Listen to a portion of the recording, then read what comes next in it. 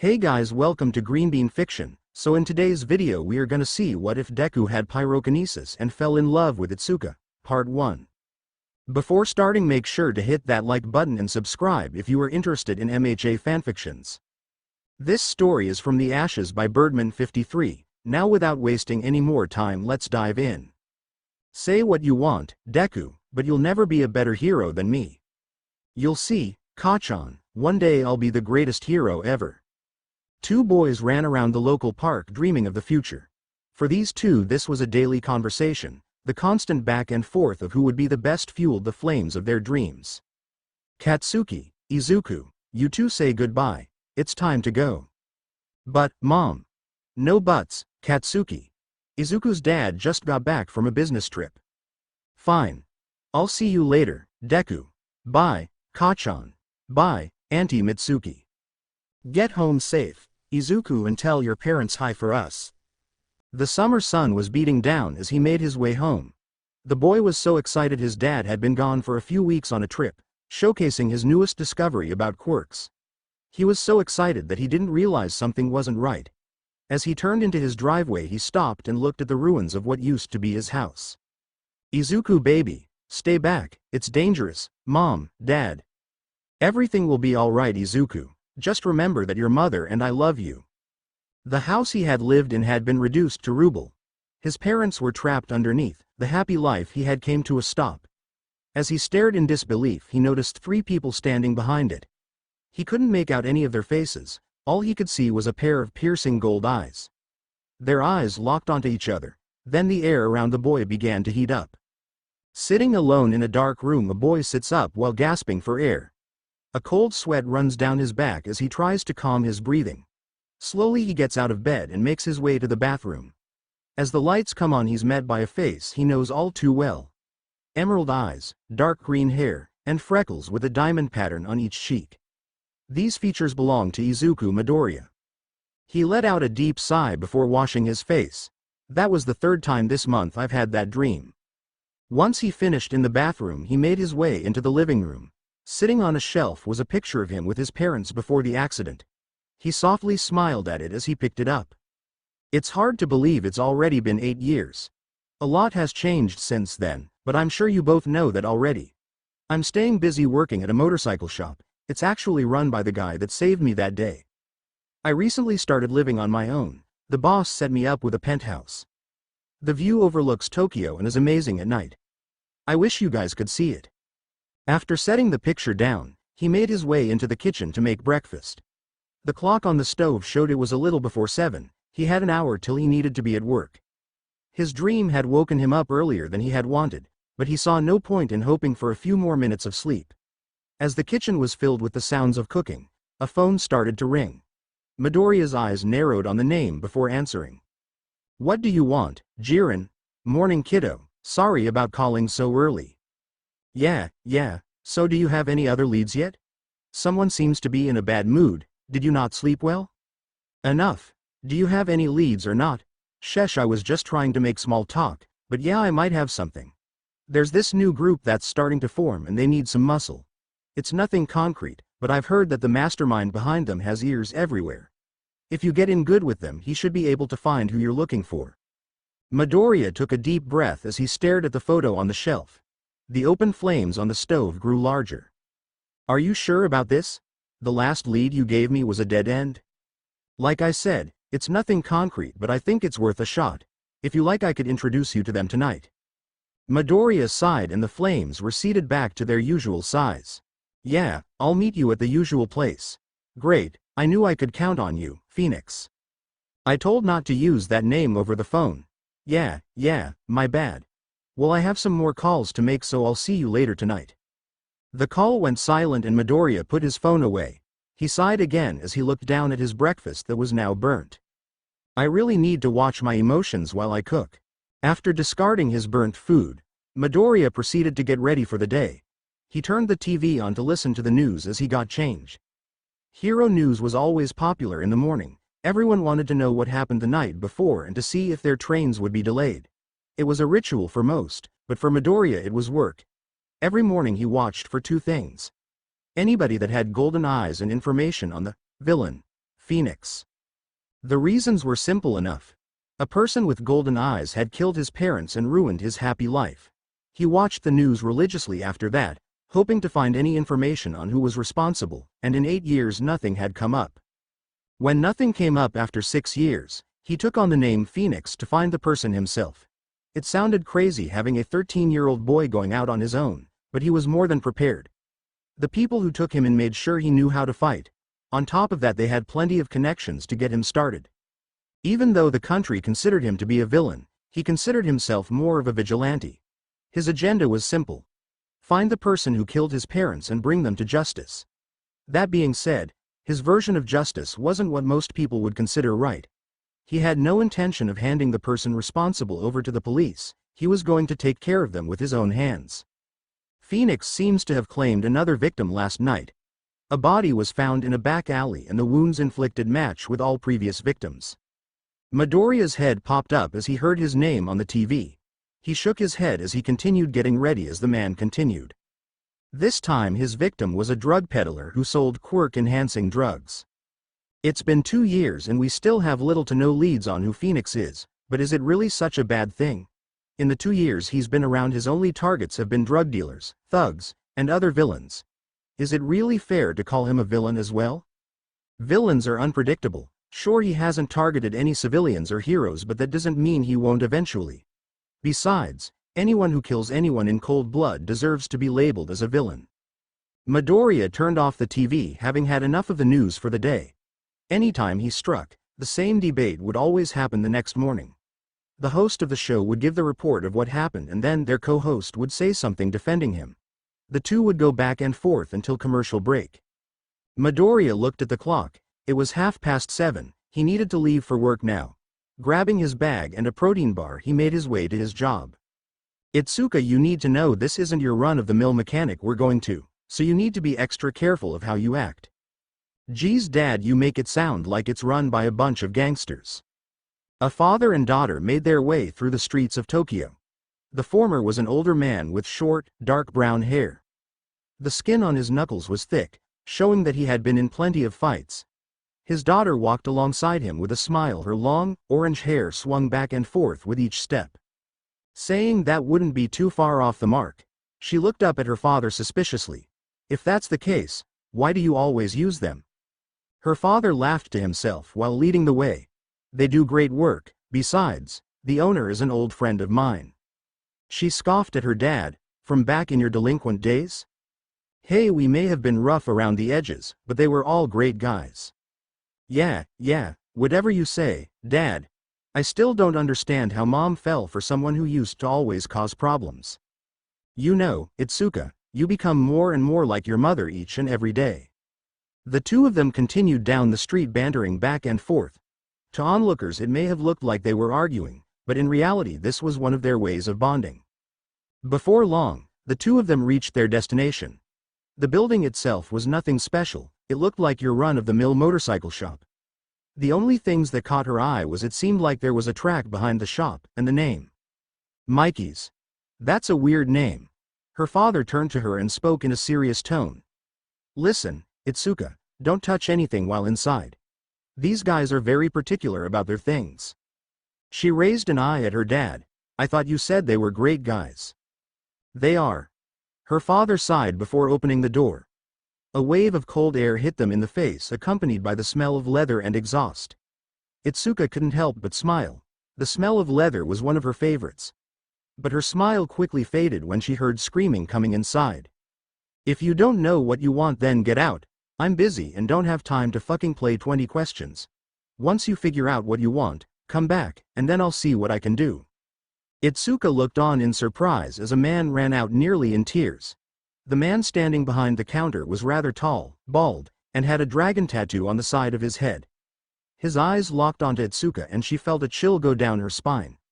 His eyes looked as if he was ready to kill someone, and she now understood why her dad was worried. When she finally managed to look away, she saw her dad smiling casually.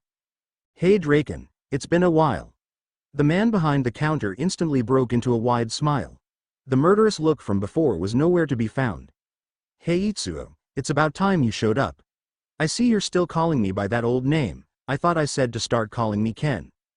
Itsuka's dad made his way to the counter smiling. Old habits die hard, besides it fits you. Please, the only reason it suits me is because of this tattoo. Hey, if it fits, it fits. That man behind the counter laughed with my dad before turning towards me. Who's the kid? You do know this isn't a daycare? Itsuka's jaw dropped at his words. She had never been referred to as a kid in such a way before. Who the hell does this guy think he's talking to? I'm no kid. I'm gonna be taking the UA entrance exam this year. Itsuka opened her mouth to speak, but her father cut her off before she could get a word in. This is my daughter Itsuka. Ken, you held her as a baby, did you seriously forget that? Ken shrugged casually. Still doesn't change the fact this isn't a daycare. Itsuka's dad raised an eye. Isn't that kid you took in still hanging around here? Ken smirked as he locked eyes with Itsuo. That kid is legit. Also, he works here and isn't just hanging out. Itsuo leaned in, giving a cocky smirk. Well, Itsuka isn't here to watch. When she turns 16 she's getting her own bike. I brought her to introduce her to the person I trust most when it comes to bikes. Ken looked over Itsuka again. Is that true? Itsuka nodded confidently. Yes, sir. Do you have an idea of what you want? Itsuka smiled confidently. A Honda Shadow Phantom with an all-black trim. Ken raised an eye. Do you want any sissy bars with that? Itsuka scoffed. Hell no, if I wanted to lean back and relax I wouldn't get a motorcycle. Ken's expression turned serious. What if it was for the passenger? If they don't like it, then they can walk because there's no way I'm riding bitch on my own bike. Ken smiled as he turned to Itsuka's dad. Little Red knows what she likes, I like that. Itsuka's eyebrow furrowed. It's not red, it's orange. Yeah, whatever. So you're gonna get her that for her birthday? Are you kidding me, Ken? She can't drive that at 16. That's going to be her high school graduation present. She's getting a Rebel 300 for her birthday. Ken shook his head. I don't see the issue. The kid has had a Vulcan 900 Classic for almost a year now. Ken, do you know how illegal that is? He's Itsuka's age, so he shouldn't even have a bike yet. Relax, Itsuo. He's been driving bikes since I took him in. Either way, it's not like we were any better at his age. Besides, as long as he doesn't get caught there's no issues. Itsuo sighed as he held his head. You can do whatever you want with him, but I'm not putting Itsuka at risk. She's going for UA's hero course and I don't want to take any risks. Ken shrugged. Your kid. Do what you want. Just make sure you come to me when you buy or need work. Will do, and speaking of work, you said my bike was ready. Ken smirked again. Yeah, I'll bring it around. Ken walked into the back room, leaving Itsuka and her father by themselves. Itsuo looked away while nervously scratching his cheek, hoping to avoid his daughter's glare. So you used to drive illegally, but you won't buy me the bike I want at 16? Itsuka, I'm looking out for you here. I was a good-for-nothing punk. It wasn't until college that I started to turn everything around. You have a bright future ahead of you, and I don't want to put that at risk. Itsuka's face turned red as she pouted. It's still not fair, but thanks for looking out for me. Itsuo couldn't help but smile. His daughter might have had his stubbornness, but she was a softie at heart. As Itsuo continued to dote on his daughter, the back door opened, causing them to freeze. Hey, old man. Izuku Midoriya walked through the door to find two people looking at him with a surprised expression. Midoriya looked just as surprised but quickly relaxed as he recognized one of the people looking at him. Oh, hey, Mr. Kendo. Have you seen the old man? Itsuo relaxed as well. Ken's bringing my bike around. Did you need him for something? Not really, but I'll just wait for him to come around. While her dad and this boy were talking, Itsuka just looked dumbfounded. Is this the kid they were talking about? I mean, he looks like he's the same age as me. It's so not fair that he has a cool bike already. While Itsuka was lost in her own thoughts, Midoriya gave her an odd look before turning to her father. Who is she and why is she staring at me like that? Itsuo laughed before nuding Itsuka. This is my daughter, Itsuka. Itsuka shook her head after she stopped zoning out. Oh sorry, I'm Itsuka Kendo, it's nice to meet you. Midoriya gave her a smile. Izuku Midoriya. As their introductions finished, one of the garage doors opened up, revealing Ken standing next to Itsuo's bike. When Ken saw Midoriya talking with Itsuo and Itsuka, he smiled. Perfect timing, kid. You're gonna be Little Red's mechanic soon. It's not red, it's orange, cool. Ken, are you serious? Ken nodded. Hell yeah, he's been working on bikes since he was 9. He knows his way around them. Hell, he's been helping me with yours for the past 2 years now. Itsuo's jaw dropped. Seriously, you trained him well. Someone has to take over the shop someday. The two adults carried on, leaving the children to awkwardly wait in silence. After a few minutes, Midoriya cleared his throat, gaining their attention. Old man, I'm gonna hit the track for a bit, then I'm gonna head out to meet up with some people. Alright, just make sure to fill the tank up when you're done. Again, Itsuka looked dumbfounded. This boy that seemed to be her age was going to meet up with some people, and his parents didn't even bat an eye. It was crazy. Sure, her parents allowed her to go out with her friends, but they always asked who and what time she would be back. Ken noticed Itsuka's expression and got an idea. Hey kid, why don't you show her the track? Itsuo and I have some paperwork to handle. Midoriya shrugged and motioned for Itsuka to follow. Alright, let's go. Itsuka nodded and happily followed. Even though she didn't know Midoriya at all, she was glad to be able to see the track. Midoriya could see the excitement on her face and he could only shake his head. Is this your first time seeing a track? Kendo shook her head. Not really, I've been to them before to watch test drives, but I've never been on one before. Midoriya raised an eye in confusion. What makes you think you're going on one now? Kendo looked at Midoriya in confusion. Didn't he tell you to show me the track?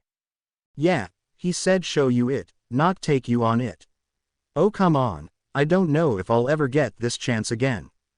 I don't know if you're crazy or what, but we've known each other for all of 5 minutes. I have no idea why you think it's a good idea to want to ride with me. Kendo looked at Midoriya a little disappointed. I figured that you'd have confidence in your driving since you've been doing it for so long. Midoriya sighed as they walked onto the track. Fine, I'll take you on one lap, that's all though. Kendo was beaming as she raised a fist in the air. Hell yeah. Midoriya laughed at her reaction. Alright, wait here while I get everything set up. Smiling, she gave him a salute as he walked away. Roger that. As Midoriya went off to get everything ready, Kendo smiled as she looked at the track. Oh my god, this is going to be so much fun. I can't believe this is happening. Oh my god, I can't believe this is happening. I'm about to ride on a track with a guy the first just met. Why didn't I think this through? I barely know his name and now I'm going to have to hold on to him. No wonder he thinks I might be crazy. She was so busy dealing with her inner panic that she didn't hear Midoriya walk up. Midoriya could see that she wasn't paying attention, so he decided to have a little fun. He rolled the bike up next to her, then revered the engine. The sudden sound caused Kendo to jump. Jesus Christ, why would you do that? Midoriya casually shrugged. It seemed like it would be funny. Kendo crossed her arms and glared at him. Well, it wasn't. I thought it was. It wasn't. Kendo, as much fun as it would be to debate what is and isn't funny with you, we don't exactly have all day. Let's go ahead and get this lap in. She looked away nervously as she fiddled with her hair. Yeah, about that. I think you might be right, we just met, so maybe this isn't the best idea. Midoriya shrugged again before tossing her a helmet. Suit yourself. After Kendo caught the helmet, Midoriya took off down the track. She could only watch as he hit every turn with ease. Even though she had just said that she didn't think it was such a good idea, she already regretted it after seeing how he handled the bike.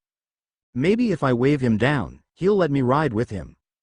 As Midoriya came around the final turn, Kendo gathered her courage and put her hand in the air to get his attention. Moments after her hand went up, she noticed him start to slow down. She smiled excitedly, seeing that he was coming to a stop. When Midoriya came to a stop, he turned off the bike and took his helmet off, confusing her. Is everything all right? He nodded. Yeah, I just had a call come in that I have to take. Kendo looked down, slightly dejected. Oh. Midoriya's face scrunched up as he read the name displayed on his phone. What do you want, Kai? I need you to come in, I have an important job for you. Not happening, today's my off day, and besides I already have plans for tonight. That little side hobby of yours can wait. Gramps said I could come and go as I pleased.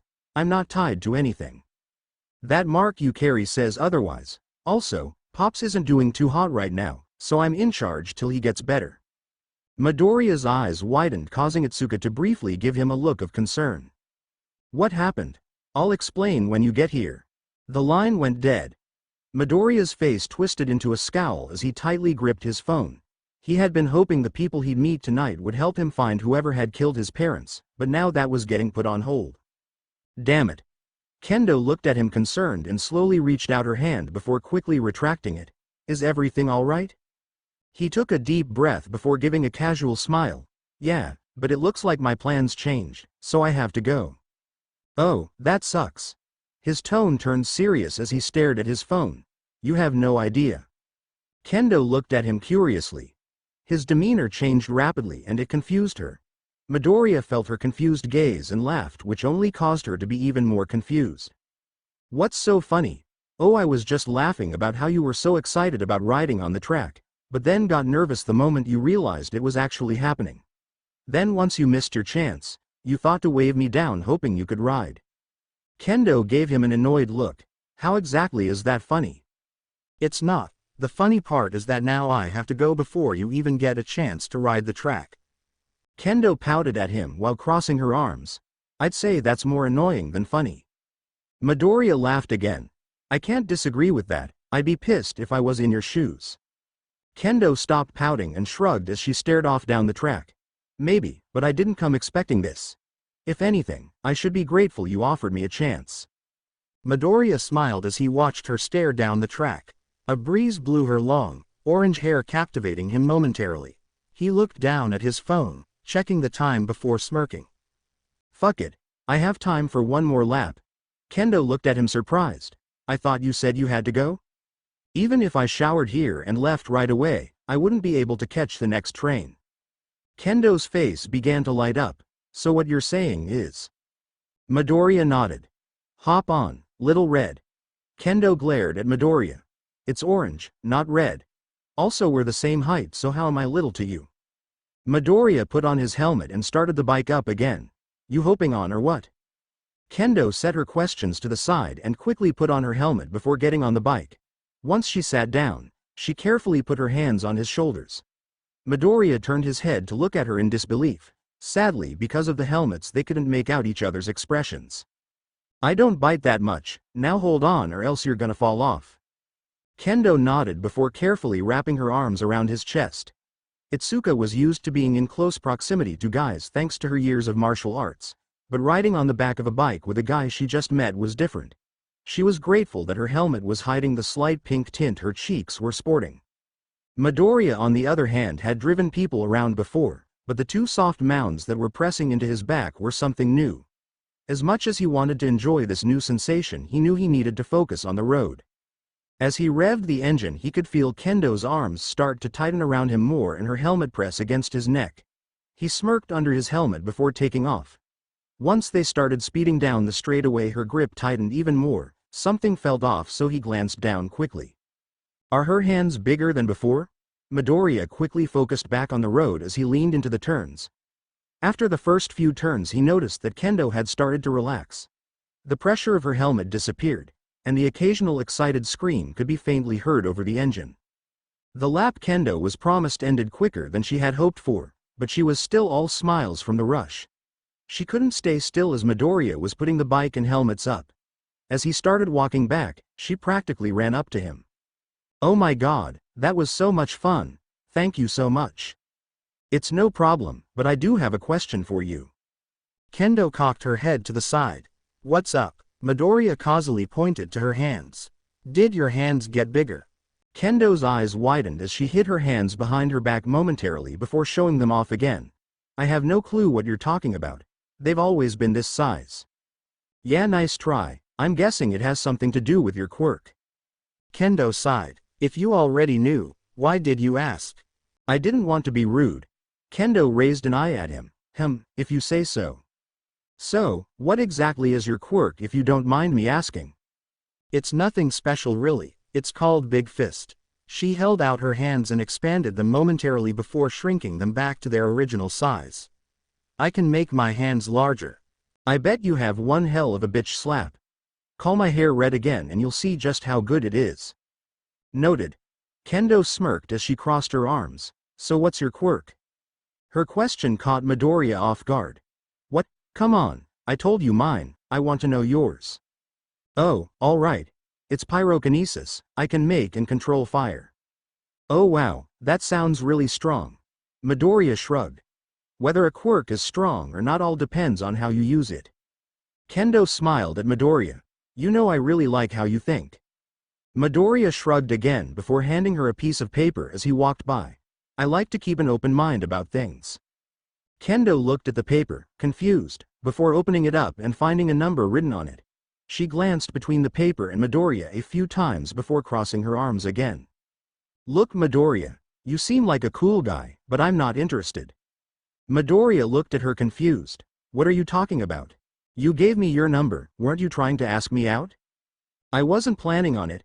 Kendo looked at him shocked and slightly offended. Then why did you give me your number? The old man said I was gonna be your mechanic. I figured it couldn't hurt if we had some form of relationship. I mean, wouldn't you feel more comfortable having someone you know and trust working on your bike rather than some stranger? Kendo looked at the number still skeptical. Yeah, I guess that makes sense. Midoriya and Kendo made their way back inside to find Ken and Itsuka finishing up some paperwork. As they walked up, Ken gave them a surprised look. I thought you said you were gonna spend some time on the track? I got called into Osaka. Apparently something's up with Gramps. Ken looked at Midoriya slightly annoyed. I guess you won't be in tomorrow. No clue, it depends on what Kai wants. Ken grumbled to himself. Spoiled brat. Tell me about it. Midoriya went into the back leaving Itsuka, and Ken. Itsuka and Itsuka looked confused at what they were talking about. Itsuka turned to Ken hoping to get some answers. Is he gonna be alright? That's pretty far from here? Ken looked away from her as he started to go through some papers. Don't worry, he'll be fine. He knows how to handle himself. But, Itsuka, drop it. Itsuka wanted to protest, but the look her dad was giving her told her not to ask any more questions. It annoyed her, but she knew she shouldn't continue. She clenched the paper in her hands as she stared at the back door.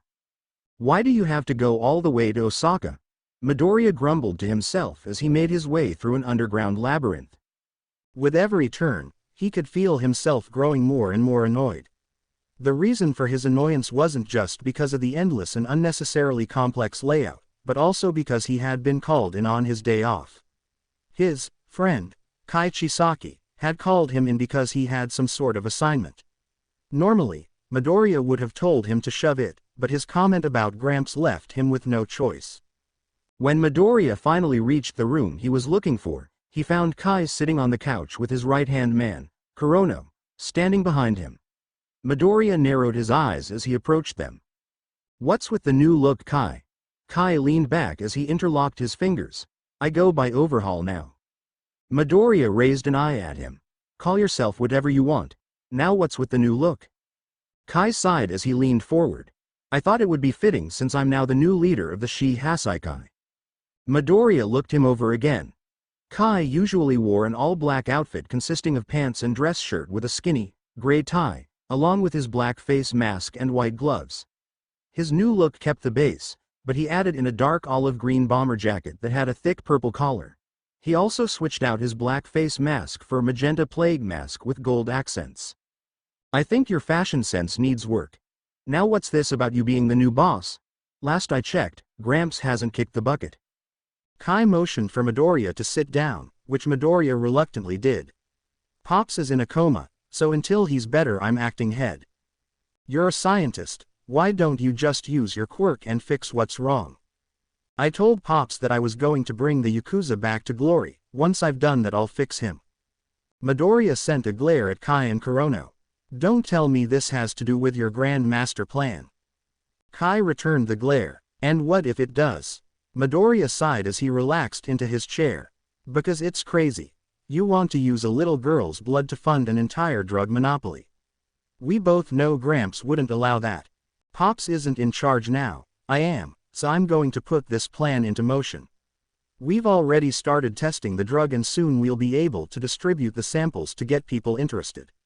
Once that happens we can sell the full product as well as a cure. The Yakuza will once again rule the underworld.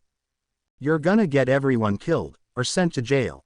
Kai shook his head. As long as everyone does their part right, there will be no issues. And what exactly is my part? I'm guessing it's safe to assume that's the important job you have for me. Kai leaned in slightly. There's 2 things I need you to do. The first is to fulfill your role as one of the 8 bullets. Midoriya sighed. What exactly does that involve? Your side hobby will come in handy for this. We need supporters and avenues for creating and dispensing the drug. Midoriya sucked his teeth as he listened to Kai's first job. Even though he couldn't see it because of the mask, he knew there was a shit-eating grin under it. Alright, then what's the second job? Kai's tone turned even more serious as he sat upright. I want you to watch over Eri from now on. Quote. You want me to babysit? Not exactly. I just want you to make sure she's happy and stays out of trouble. Not happening. Kai narrowed his eyes, clearly upset. This isn't a suggestion.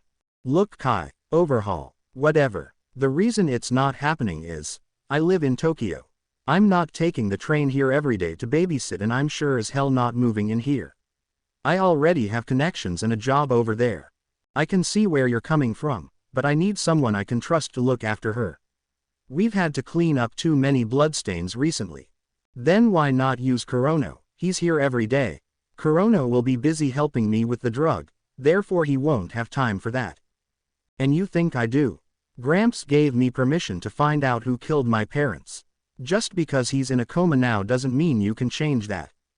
That's true, the boss rules stay in effect until he dies. As long as his heart beats you're able to search, so how about we come to a compromise? Quote. I had a feeling you would say that. It's the only way we can come to an agreement. Fine, just tell me your idea already. You can stay in Tokyo, but your schedule changes from a few times a week on week off. I think that's fair and it gives you more time to chase down leads. I'll need a flat to stay in. I'm not staying at the compound. Alright, but don't expect a penthouse and you're furnishing it yourself. Also you're responsible for finding someone to watch Eri while you're gone.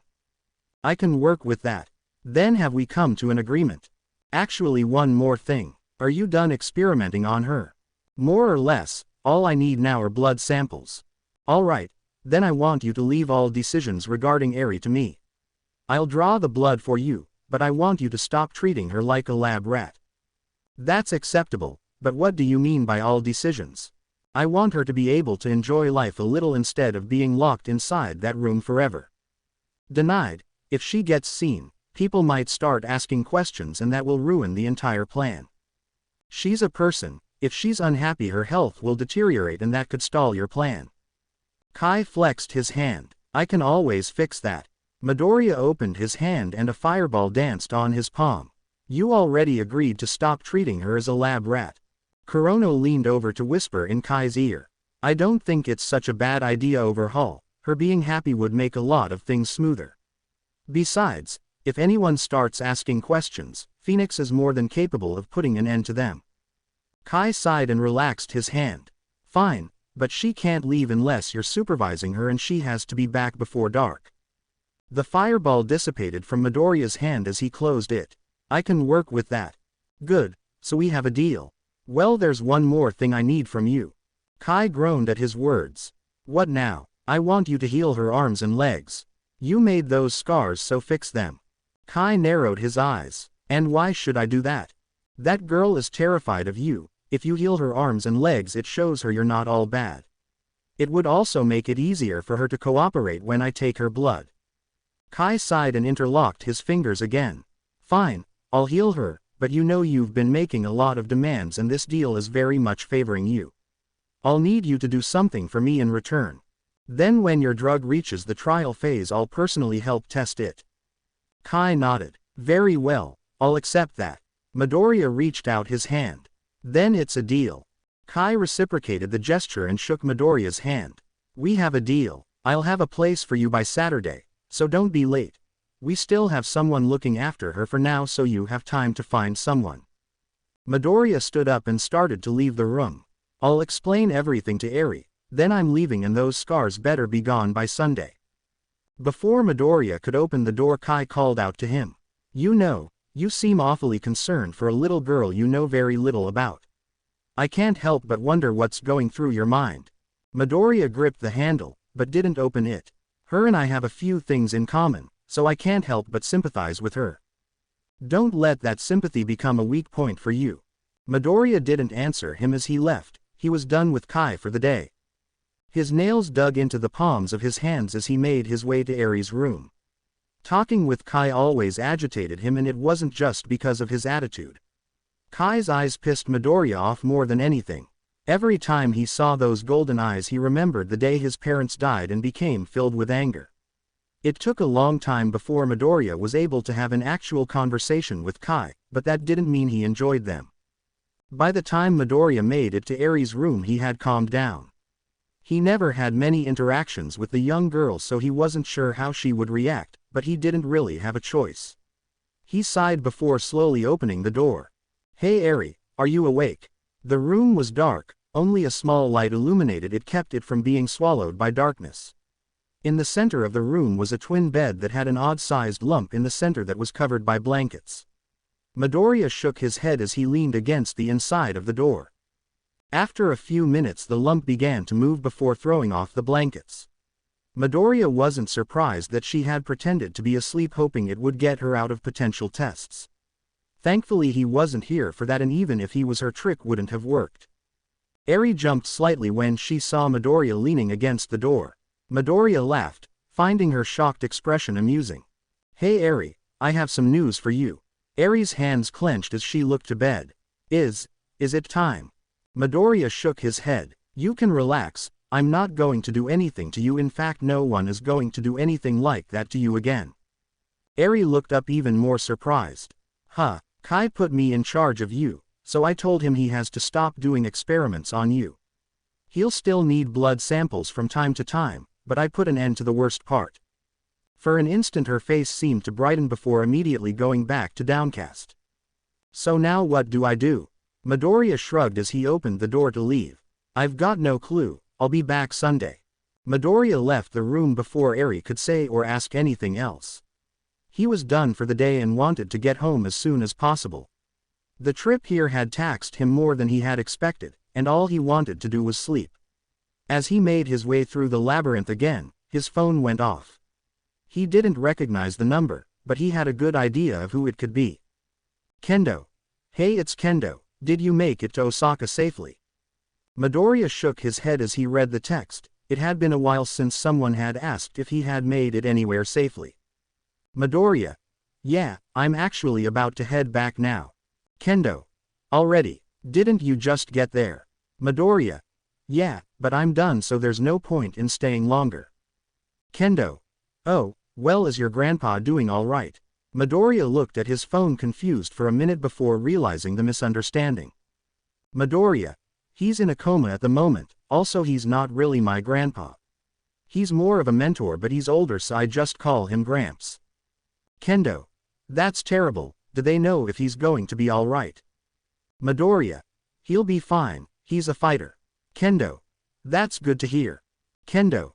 "So, I have an odd question." Midoriya. "What's up?" Kendo. "Do you know how to fight? How did I end up here?" Midoriya found himself sprawled out on a padded floor, drenched in sweat.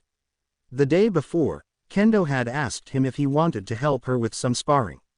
He had agreed, thinking it would be an easy way to clear his head, but that was before he found out that she was trained in multiple forms of martial arts. As he stared at the ceiling contemplating his decisions, he heard footsteps approaching him. "You all right down there?" "I am perfectly fine, I'm just doing some star stretches." "Sure you are, try not to stretch too much." Midoriya quickly sat up and sent a glare at Kendo, who was smiling confidently as she held 2 bottles of water in her hands. "How are you not sweating, like at all? We've been at this for almost an hour." She tossed him a bottle of water and took a drink of her own. "It's a women's trade secret." Midoriya rolled his eyes as he stood up. "Whatever, so why did you want to spar with me?" Kendo put her hands on her hips and looked at Midoriya annoyed. "I told you, I wanted to get practice against someone that is good at street fighting." "Well, I never said I was good. Trust me, you were plenty good. You honestly surprised me with how well you did." "It didn't feel like it, but thanks." The two of them continued to drink their waters while enjoying their break. Neither of them spoke to the other since they didn't know what to say. After a few minutes Kendo began to stretch again. "Ready for another round?" Midoriya checked his phone. It was a little after 3. He took a moment to think before nodding. Yeah, I have time for one more, but I'll have to go after that. Seriously, do you have a hot date or something? Not exactly, but I am meeting up with some people tonight. Wow, you really do stay busy. It's better than being bored. Now let's do this. Kendo smirked, as she tossed her water to the side and got into her fighting stance. Let's make this last one a good one. Midoriya stood up and nodded as he adopted his fighting stance. First to get knocked down, and no quirks, right? Sounds good to me. The two locked eyes in the room was filled with the intensity of two warriors. Midoriya was the first to make a move. He had learned from their first bout that it was a bad idea to rush her, so he approached her cautiously. As he drew closer, he quickly stepped back as Kendo rushed him. The entire time they had been sparring, she had never made the first move, and the smirk on her face told him that she already had the upper hand. Kendo's punch had gone straight for Midoriya's stomach, but he managed to dodge thanks to his step back. Midoriya tried to knock her off balance with a leg sweep, but she easily jumped over it. They both separated to get their footings back. So, you finally decided to throw the first punch. I can do more than fight defensively. Again, Kendo rushed Midoriya, sending multiple punches towards his stomach. The speed for her punches was nothing crazy, but each one carried a significant amount of power behind it. If he wasn't careful, one misstep and he'd be on the ground. He was able to sidestep the first, but the second just barely grazed him, which caused him to momentarily lose his footing. Kendo saw her opening and tried to finish it, but Midoriya was able to recover in time to deliver an uppercut into her gut. She gasped for a breath while staggering backwards. Seeing her reeling from his punch, Midoriya kept the pressure up with combinations of jabs and kicks. Even in her staggered state, Kendo was able to block or dodge most of them, thanks to her years of training, although that didn't change the fact that she was being overwhelmed. With every punch and kick Midoriya threw, her reactions grew slower, so more and more began to connect. Even though things weren't looking good for her, she kept her eyes focused on his movements, looking for an opening. Once Midoriya felt as if he had worn her down enough, he quickly changed his stance to deliver a devastating roundhouse kick as the final blow. It was a finisher one of Ken's friends had taught him, and it never failed him. Even though Midoriya felt his kick connect, he was in a state of disbelief. 1. Kendo had blocked the roundhouse with her left arm. She quickly wrapped her arm around his leg and used her other leg to grab him by the shirt. Since he was only using one leg, his balance wasn't good, and Kendo used that to her advantage to throw him. The sound of a body hitting the floor and shirt ripping filled the room. It was shortly followed by the sounds of panting. Midoriya was face first on the ground, and Kendo was hunched over trying to catch her breath. Even though she was short of breath, Kendo was quick to check on Midoriya. "Are you all right? I didn't throw you too hard, did I?" A muffled voice came from the floor as Midoriya gave her a thumbs up. "Nope, it was just the right amount. How did you know I was going for a roundhouse to finish it? You changed your stance. The only time you did that was when you were going for that kick. Of course you noticed that." Kendo sighed before lying down on the ground as well. "You know, you might have been onto something with these star stretches." "I know, right?" Quote. The two of them lied there while catching their breath. It wasn't until Midoriya finally sat up that he noticed what had happened during the fight. "How am I supposed to go out like this?" Kendo sat up confused. "Like what?" Midoriya turned around holding up the collar of his t-shirt that had clearly been stretched out. "I can't go out wearing this."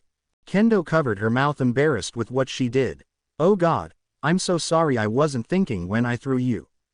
Midoriya sighed, still holding his collar up. "It's not your fault, it just comes with sparring. Still, it's not really appropriate for you to go out like that." "Yeah, hopefully there's a hotel close by so I can shower and change." Kendo nodded along. "Yeah, hopefully. Wait, did you just say so you could change?" Midoriya looked at her confused. Quote. "Yeah, so you brought a change of clothes with you?" "Yeah, I did say I was going out after this." Kendo pinched the bridge of her nose while shaking her head. "Midoriya, just shower and change here then. There's no need to go to some hotel and waste money." Midoriya looked at her slightly surprised. "Are you sure that's okay? I wouldn't have offered it if it wasn't." Midoriya grabbed his bag and followed Kendo. The entire time, He clutched the collar of his shirt, holding it tight to his body. As Kendo showed him to the shower, she couldn't help but notice his mannerisms. Is he insecure about his body? After a quick shower and change, Midoriya felt refreshed. All the exhaustion from sparring had been washed away. As he walked out, he found Kendo preparing a couple drinks, and her father sitting on the couch. He turned around giving a smile. Midoriya, do you have a hot date tonight? Midoriya sighed as he shook his head. So that's where she gets it from. Itsuka gave him a confused look. Where she gets what? It's nothing, thanks for letting me use your shower. It's no problem at all, if anything I should be thanking you for helping Itsuka train for UA. Midoriya looked at him confused before turning to Kendo who was staring at the floor. You know that was the first I heard about UA. I was told it was just to get practice against someone who knows how to street fight. Itsuka looked at his daughter in confusion. Itsuka, why didn't you tell him it was to help prepare you for the UA entrance exam? Kendo was still staring at the floor while twirling her hair. You know this floor really looks like a floor. Midoriya laughed while shaking his head. I'm sure she has her reasons, but I really should be going. Itsuka waved a hand in the air as he turned back around. All right, stay safe. Kendo quickly sat down the drinks she had made. I'll show you out. As soon as the two of them were outside, Kendo bowed to Midoriya. I'm sorry for not telling you about UA. A lot of people tell me it's a long shot because of my quirk and I didn't want that to be on my mind all day. Midoriya was stunned by her action. He wasn't upset that she didn't tell him the full reason at all. Hey, it's all right, I get it, so there's no need to apologize. Huh, Kendo looked up at him surprised. Seriously? Yeah, no harm no foul. She quickly straightened up and began to fidget with her hair again. Can we pretend that didn't happen? Nope. Kendo pouted at Midoriya who was giving her a cheesy smile. So you're aiming for the hero course? Yeah I am and I don't want to HEA. That's great, I'm sure you can do it. Kendo stopped and looked at him completely stunned. What? I think you'll be a great hero. Kendo's cheeks turned slightly pink at his words. It was the first time someone other than her parents or close friends said that she could do it with such confidence. Even though she knew she should have just taken his compliment and run with it, she couldn't help but push more. Even with my quirk, Midoriya tilted his head slightly confused. I don't see why that would cause any issues. Sure it's not flashy, but what's important is if it can get the job done. Kendo smiled softly. Thanks Midoriya, that means a lot. Midoriya found the warmth of her smile and slight pink tone of her cheeks cute. He had known she was beautiful, that much was obvious, but the cute side of her was something else. Having had his fill, he tried to leave but she stopped him again. Hey Midoriya, would you maybe be able to help me out again this weekend? Midoriya shook his head. Sorry, I have to find stuff for my apartment. Kendo's eyes widened before narrowing. By your apartment, you mean the one you live in with your parents, right? Midoriya shook his head again. No, this is for my apartment in Osaka. Kendo smiled shyly. Oh I guess that makes sense. Wait, are you moving to Osaka? Midoriya scratched his cheek while looking away. I guess you could say that. Kendo's jaw dropped in disbelief. But what about my bike? You're supposed to be my mechanic. I'm not moving there permanently, I'm just going to be staying there for a week at a time for the foreseeable future. It's a lot easier than commuting every single day. Kendo bit her thumb as she looked away. I guess that makes sense. Is it because of what happened to your mentor? Midoriya looked up into the sky. I guess you could say that. Kendo looked down, not sure what to say next. The only reason she had asked him over was because her dad had suggested it would be helpful. She barely knew Midoriya and she wasn't even sure if they could be called friends yet, but still a part of her felt like she should be there if he needed her. Hey Kendo, are you good with kids? Kendo looked confused. His questions had caught her completely off guard since it had been so different from what they had been talking about previously. I guess so. I mean I did babysit a few times to make some extra money at one point. Why do you ask? I'm going to be helping take care of my niece, so I hoped you might have some pointers. Kendo put a finger to her chin. Well, what does she like to do for fun? No clue. What about her favorite show? No idea. Does she have any hobbies? Does hiding under the blankets count? Do you know anything about her? She might be 5 or 6. Kendo narrowed her eyes on Midoriya. You're a great uncle. Midoriya shrugged. I try. Rolling her eyes, Kendo shook her head. Quote. Clearly. So, do you have any advice? Kendo sighed before looking at him. Honestly, you should just get to know her first. She probably is nervous since she knows nothing about you as well, so building some trust will go a long way. Midoriya looked down at his phone before staring off into space as he thought about what she had said. It was all basic and straightforward things that he had assumed he should do, but it was still helpful to confirm he had the right idea. He looked at his phone before looking at Kendo, who gave him a nod. What's up? Hey there, kiddo. I just got the okay from the clients, so tonight is a go. Please don't be late to our meeting spot. You really don't want to piss off these people. Don't worry, I'm on my way there now. Already. Do you know how early it is?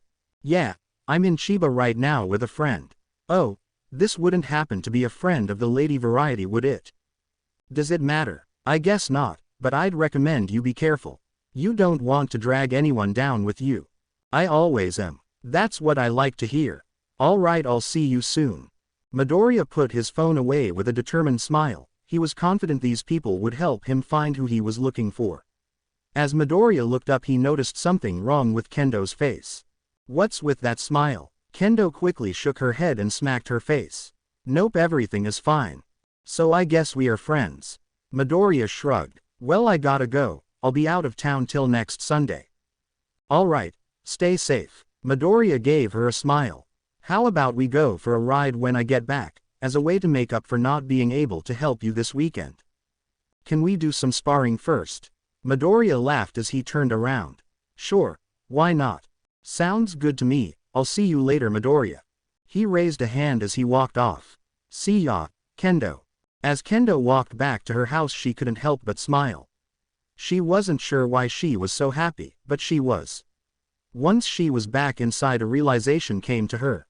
Wait, how early is he going to come over? We'd spar here, then take the train back to Tokyo, then I'd have to take another train back. I guess it's fine, we can figure it out then. The sun had set, but one would hardly notice while walking down the streets of Yokohama. With all the lights from shops and billboards, you would only know the difference when you looked into the sky. Midoriya was one of the few people that probably noticed that the sun had gone down, since he was staring up at the sky. Wow, kiddo, you look like you're ready for a fight. Midoriya looked to the side and saw the man he had been waiting for. It never hurts to be prepared. The comment made to Midoriya wasn't far off the mark. Black techwear pants with orange straps, a black t-shirt, an orange hoodie left halfway zipped up, orange high tops, and a black face mask. The man gave a knowing smile to Midoriya. I see you've gone with orange tonight. It was true, whenever Midoriya went out as Phoenix, he would color coordinate his outfits for his desired flames. The reason wasn't because different flames had different abilities, it was purely aesthetic. He had come up with the idea when he first saw a lighter that produced a green flame. Midoriya shrugged as he pulled out a lighter. He sparked a flame and it was pure orange. It just felt right, but why are you surprised? You did help get all this. Oh, that takes me back. I can't believe that it's that hard to find quality colored contacts. It was true, when Midoriya first decided to take on the name Phoenix, Garen had helped him get everything he needed. The boss of the Shihasaikai was the one who had introduced Midoriya to him, and ever since then they had done business together. That's enough reminiscing, let's get going. Garen smiled. Of course. The two of them made their way through the busy streets as discreetly as possible. Since one of them was a wanted criminal and the other a criminal broker, they wanted as little attention as possible on them. After a few minutes, the two of them were standing in front of what looked to be an abandoned bar. Before they opened the door, Midoriya pulled out his lighter. As an orange flame ignited, he took his free hand to grab some of the flame and put it over his mask, making it look as if the mask itself was on fire. Midoriya gave Garen a nod, letting him know he was ready. Garen knocked on the door 3 times and waited for the sounds of the door to unlock. Slowly, the door opened, revealing 2 people inside. One was behind the bar and the other was sitting on a stool. Hey guys, I brought someone you're going to like. The man sitting on the stool turned in his still towards the door. This one better not be a waste of time. Garen smirked. Trust me, he's not. Come on in, kiddo. Midoriya made his way inside and finally got a good look at the two people inside. The man sitting in the stool was lanky and was covered in hands. His raspy voice was unnerving. The one standing behind the bar was made of a purple and black mist. He looked as if he carried himself with dignity. It was an odd concept for a villain. The one sitting on the chair narrowed his eyes. What's your name? Midoriya raised an eye for a moment before returning to his neutral expression. Usually people give their names first, but you can just call me Phoenix. The bartender's eyes widened. You don't mean that Phoenix, do you? Yeah, I'm that Phoenix. The man on the chair started to scratch his neck. Ah, I don't care about that. I want to know your real name. Midoriya narrowed his eyes. Midoriya, that's all you get.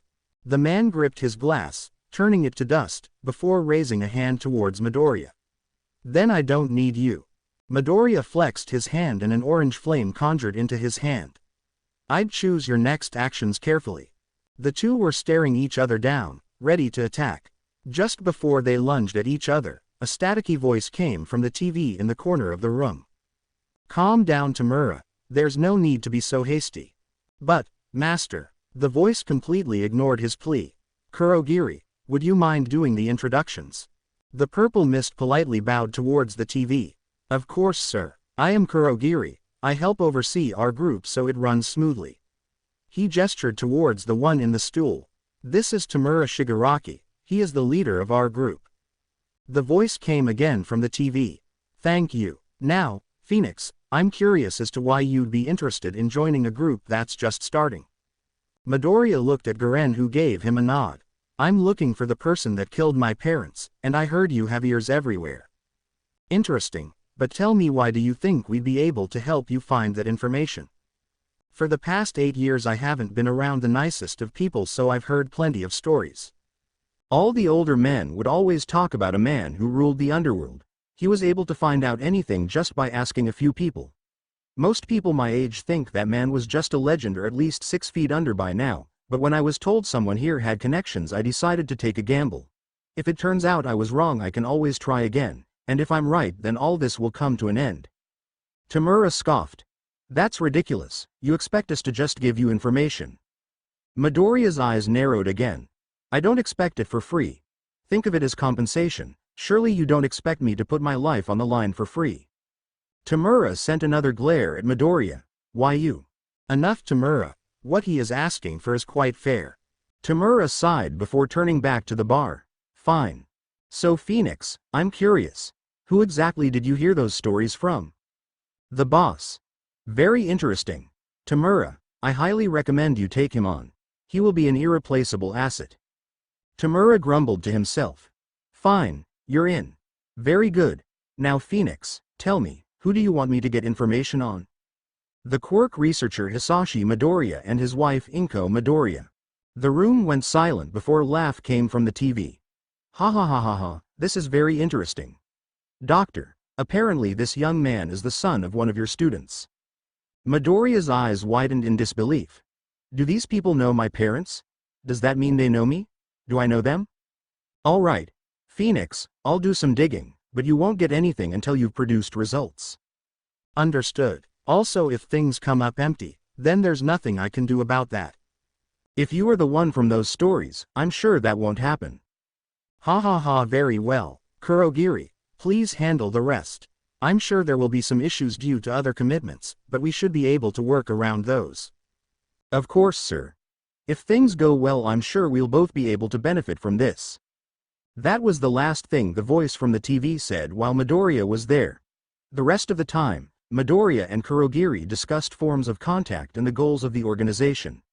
The entire time Midoriya hid a smile underneath his mask of flames. Midoriya wiped the sweat from his forehead as he let out a sigh of relief. The final package had unloaded and was now sitting on the floor of his new apartment. Obviously, setting up a temporary place to live wasn't an ideal way to spend his weekend, but it could always be worse. Kendo. How's the unpacking going? That being said, it could always be better. Ever since Midoriya and Kendo had sparred, she had been messaging him more frequently. It wasn't anything excessive. She mainly asked about his fighting style, motorcycles, and occasionally threw out other ideas to help him bond with Eri. Talking to someone his age, regularly, was something he hadn't done in a long time. Due to his circumstances, he did all his schooling online. Therefore he didn't have many friends. To him this wasn't necessarily a negative thing. The less people around him, the less likely any of them would get hurt. Midoriya just got the last box inside, so the unpacking is officially beginning. But Midoriya, strangely, enjoyed talking with Kendo. Sure, he found it tedious sometimes, but never annoying. If he was being honest, he found her straightforwardness alluring and her take-no-shit attitude sexy. He admired that she was doing her best to follow through with her dream. Having a dream was a wonderful thing that he had long since forgotten, but now he only had wishes. Kendo. I told you I was free today. I could have helped. Midoriya. Don't you think you should be focusing on preparing for the UA entrance exam that's in 2 months? Kendo. I'll have you know, I pass every test I take and I just finished a 3-mile run. Midoriya. Then you should rest. Besides, I doubt your parents would be alright with you coming to my apartment by yourself. Kendo. You're not wrong about that. Dad still treats me like his little girl. Anyways, I'll let you get back to unpacking while I take a nap. Midoriya. Take one for me, too. Midoriya laughed as he opened up the first box. Kendo was interesting in the fact that she didn't fit the mold of a typical girl. She was a tomboy, which wasn't a bad thing. In fact, Midoriya much preferred that to damsel in distress.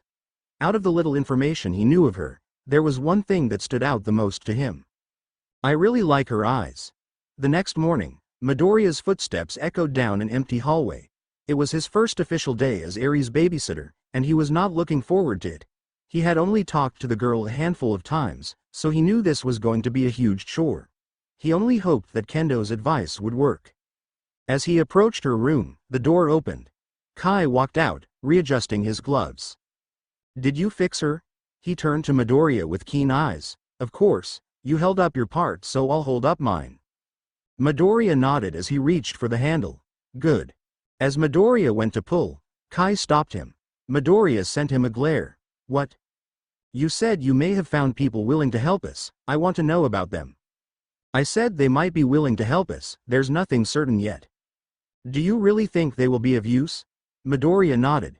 It's a small group, for now, but the mastermind behind it all is more than likely the person from the stories Gramps told us. Kai's eyes narrowed. Are you sure? Midoriya shrugged.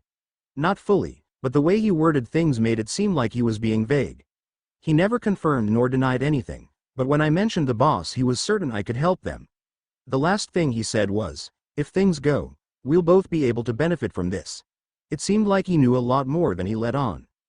Kai's eyes went back to normal as he let go of the door. Don't do anything reckless, we need more information on them.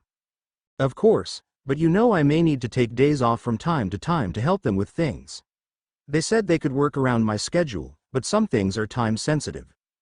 Kai sighed as he walked away.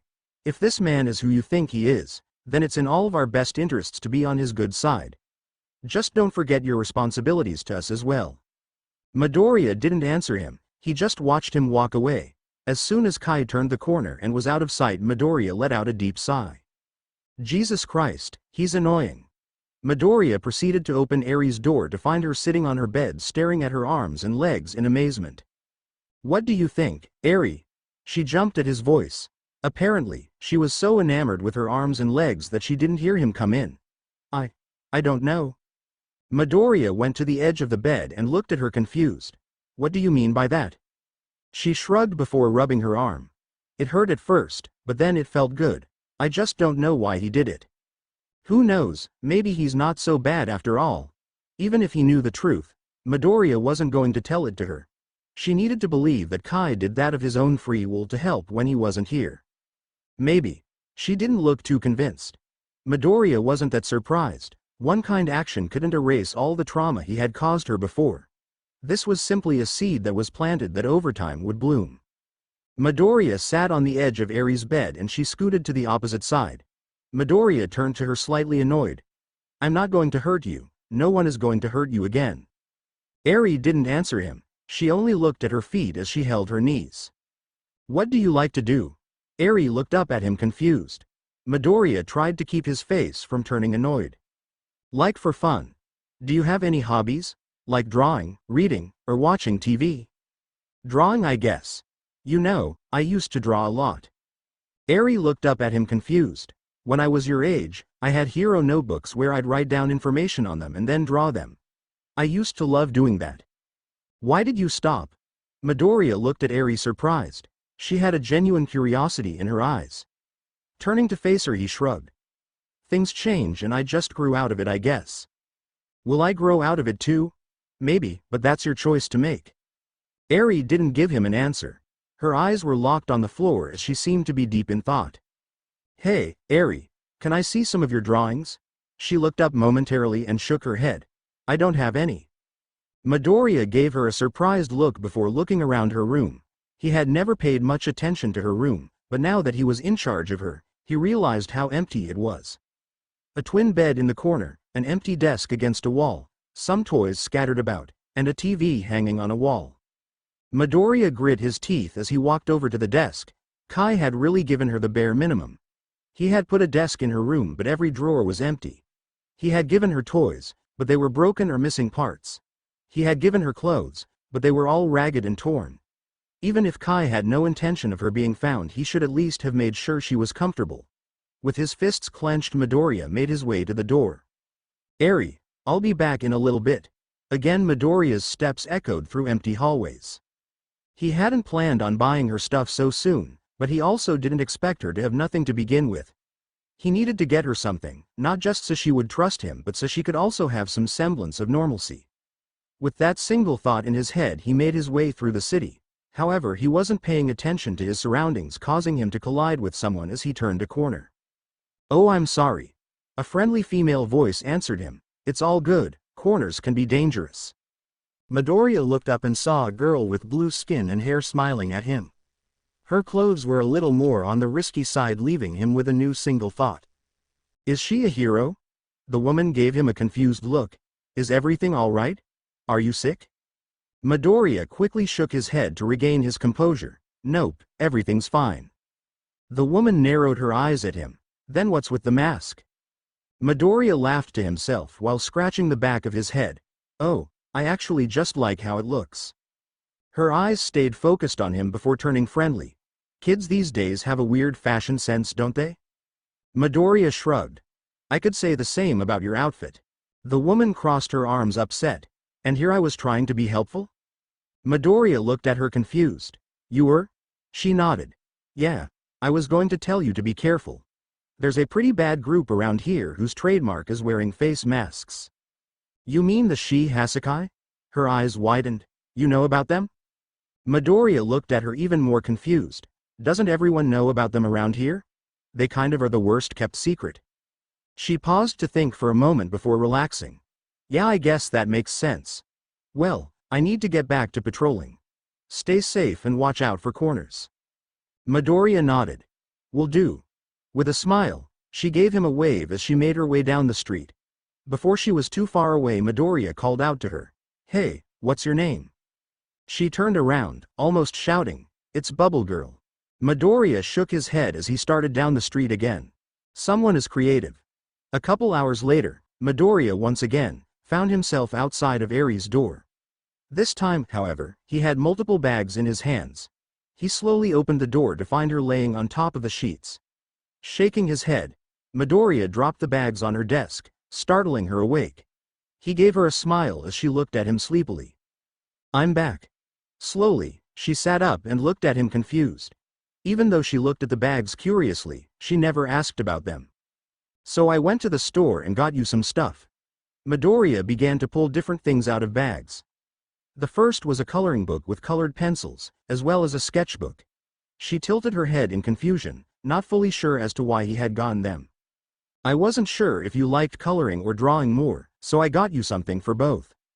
Eri scooted to the edge of the bed, still confused. Why? You said you liked drawing earlier, so I got them for you. There's not much to do in here, so I figured this could make it a little more enjoyable. Eri nodded softly as if she understood, but the expression on her face still looked uncertain. Midoriya sighed to himself as he moved on to the next bag, which held clothes in multiple sizes. He spread them across her bed so she could see them all. I wasn't sure what size would fit you, so I got plenty for you to try. If you ever need something new, let me know, alright? Eri again looked at him confused. Do I really need all this? Midoriya cocked an eye at her. Would you prefer to keep wearing that? Eri looked down and tugged on the hems of her ragged dress. This is all I've ever worn. Well, it never hurts to have other clothes. You can try them on later, and let me know which fits and which don't. She nodded in understanding as he went back to the desk. The next bag just had a few toys that she looked at oddly. Midoriya wasn't sure if she'd enjoy them, but he got them just to be safe. The last bag had food. It was getting close to lunchtime and he was hungry, so he figured she would be too. As he pulled everything out, her eyes widened as he sat an apple on the table. Do you like apples? She nodded rapidly. Her reaction was cute, which caused him to smile. I'll remember that. After eating, Midoriya tried to get Eri to talk more, but she was too enthralled by the coloring books he had bought her. Midoriya went and sat against one of the walls as he watched her happily scribble away. It was the first time he had seen her this excited. Putting in headphones, he started watching videos on his phone while occasionally making sure she was okay. Kendo. Any progress made yet? Midoriya. She likes coloring and apples. Kendo. Look at you learning things about your niece. Are you sure you have time for this? Of course I'm sure. I wouldn't have told him I had time if I didn't. But the UA entrance exam is coming up. You should spend as much time as possible preparing for it. I train and study every day. I'm just going to unwind and relax a little tonight. With someone you barely know. He's a nice guy, he's been helping me train when he can and he thinks I'll be a great hero. That doesn't change the fact you know next to nothing about him. We've talked a little every day. I'm confident I can trust him, and if he tries something I'll take him out. Just be careful, Kendo. I will, Amajiki. Kendo was pacing around her living room while talking to a friend 2 grades ahead of her. He was a second year in UA's hero course. They would talk from time to time about the hero course and he'd give her bits of advice from time to time.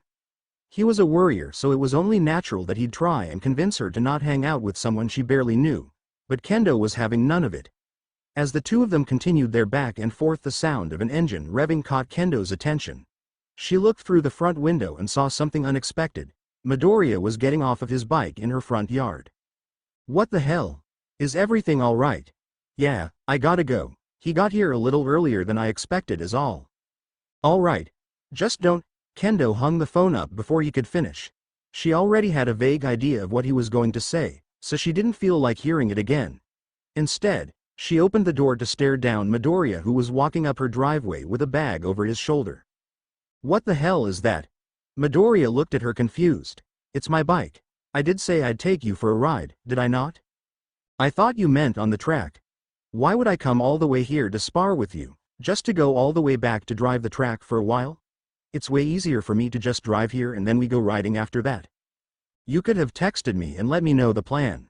I thought it was pretty self-explanatory when we said we did it after I help you train. Kendo sighed as she rubbed her temples. You know, I did wonder what you had planned after you agreed to everything. I guess I should have seen this coming. Probably. Now are we gonna do this or not? Kendo smirked. Sounds like you're eager to get your butt handed to you. Think what you want, but we'll see who's laughing by the end of it. 2 hours later, Kendo found herself laughing in her room, and much to her surprise, it wasn't because of their training. While it had been fruitful and she was excited about the new moves she tried with her quirk, that still wasn't what was causing her laughter. The reason she was laughing was because Midoriya said he might let her drive the next time she comes to the shop. She had driven dirt bikes before, so she felt confident, but driving an actual motorcycle on a track was exciting. When she finally stopped her laughter, she stood in front of her mirror to look herself over. Black skinny jeans, a black t-shirt that was tucked in, her favorite teal jacket, and teal high tops. After tying her hair in her side ponytail, she gave herself a nod of approval before heading downstairs to find Midoriya waiting in the living room. She gave him a once-over and approved of his outfit of choice, especially his shoes. It looks like we're high-top buddies. Midoriya glanced down at her shoes before giving her a nod. Great minds think alike. She laughed softly before adjusting her jacket. So are we doing this or not? Yeah, it's a great day for a ride. This time, Kendo didn't hesitate to get on with Midoriya. She had been looking forward to this for over a week. With her arms firmly wrapped around him, she laughed again. "Let's go, Midoriya." As they started down the street, Kendo let out a happy squeal. The adrenaline rush from the wind rushing past them and the roar of the engine made them feel alive. It was an addiction. They rode around without a care in the world, until Midoriya came to a stop in a parking lot. As they sat there idling, Kendo leaned further forward to talk to Midoriya. "Is everything all right? Why did we stop?" He nodded after taking his helmet off. "Yeah, I figured we could get something to eat." Kendo's eyes widened. I didn't bring my wallet. It's my treat." "Seriously?" "Yeah, I was planning on paying either way."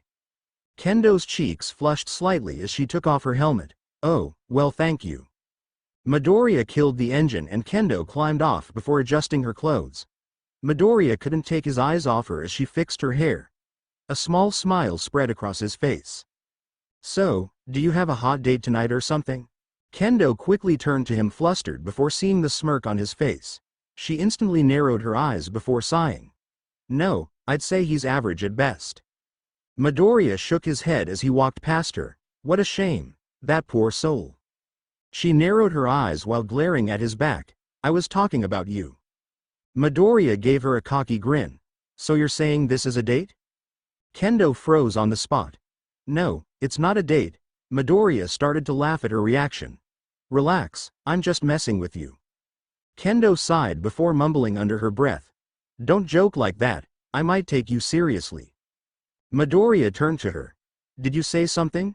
She shook her head before jogging to catch up with him. "Nope." Not long after that, they found themselves sitting in a corner booth of a diner. It wasn't anything fancy, just your run-of-the-mill, family-run business. The decor gave a homey vibe, making it feel welcoming. The two of them sat, looking over the menu, trying to find something that looked good. "So is there any particular reason you picked this place?" Midoriya set his menu down and looked at Kendo, who was still looking at hers. "Not at all, I just saw it and thought I might as well."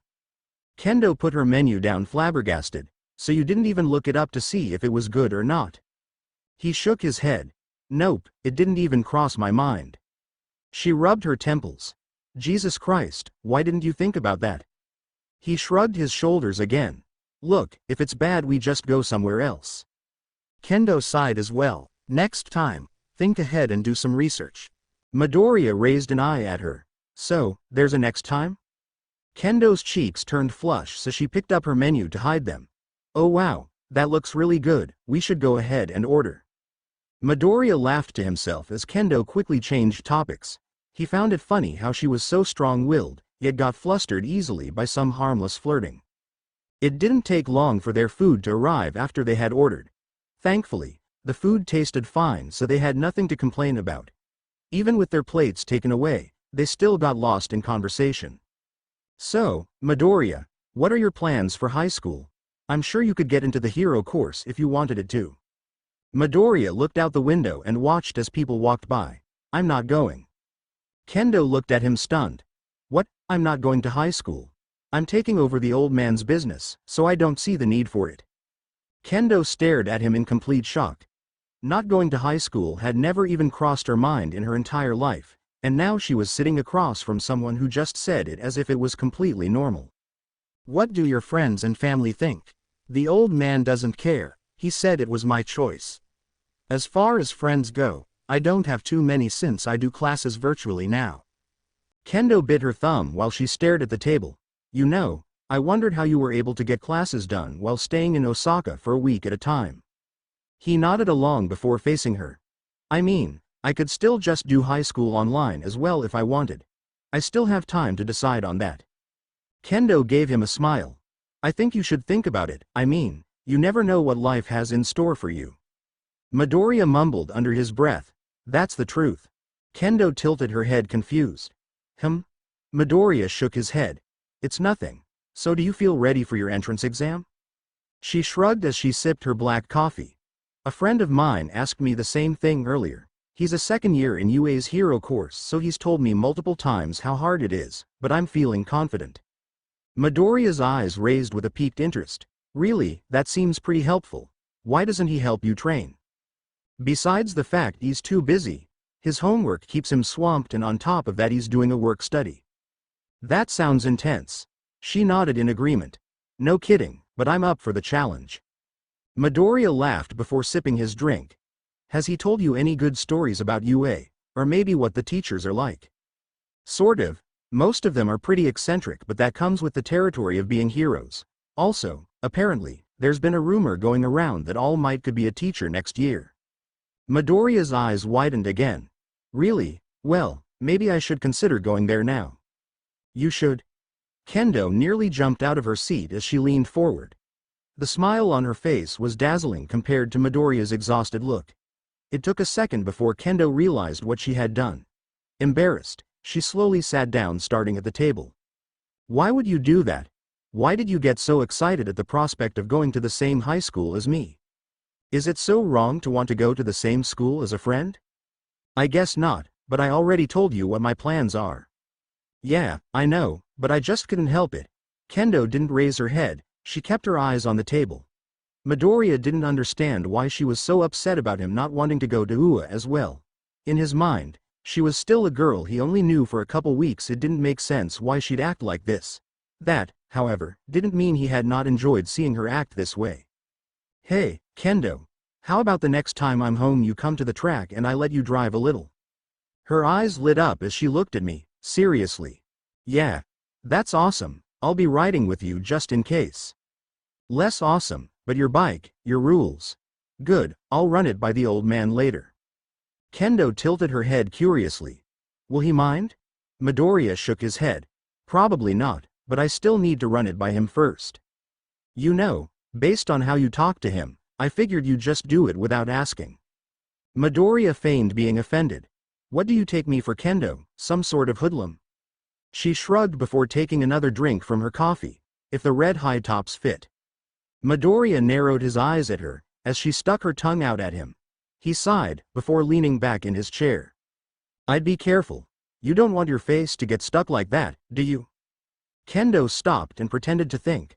Would you still give me rides on your bike? Your tongue would probably tickle my neck, so the jury's still out on that. How would you feel my tongue when we're wearing helmets?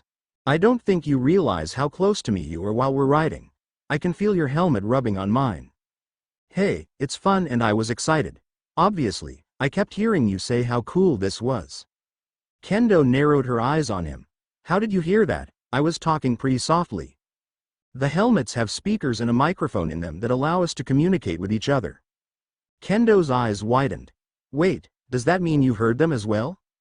Your squeals of excitement? Yes, I heard them all. I honestly didn't expect you to make a noise like that.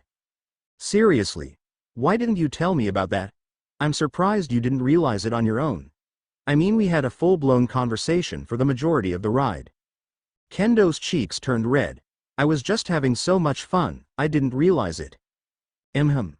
I'm sure that's what happened. Midoriya and Kendo looked out the window and saw that the sun was starting to set. They both sighed before making eye contact. I should probably get you home before it gets too late. Kendo nodded. Yeah, and don't you have to leave tomorrow as well? Yep, bright and early for another week. I still don't understand why you have to go there for a week at a time, just to babysit. Midoriya stood up and grabbed the check. Don't think about it too much. I'm just trying to repay a favor. Kendo harumphed. She clearly was not satisfied with his answer, but she didn't push it any further. The friendship still felt too new to press into certain matters. The ride back to Kendo's house was peaceful. The sun set and stars littered the sky. Kendo couldn't help but stare at them.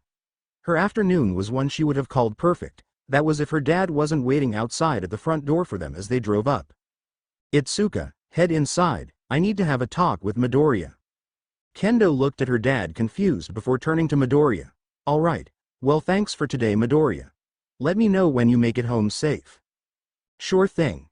Kendo quickly made her way inside, but not without giving her dad an annoyed look. Her father sighed once she was inside. What do you think you're doing? Midoriya gave him a confused look. Bringing your daughter home at a respectable time. You know what I mean. Look, there's nothing between us. We're just friends. Midoriya, you're a good kid, but Itsuka's got a bright future ahead of her. And I don't plan on putting that at jeopardy. You say that, but I know you're still in deep. The old man got out and I plan on it as well, but I promise I won't get her involved in any of it.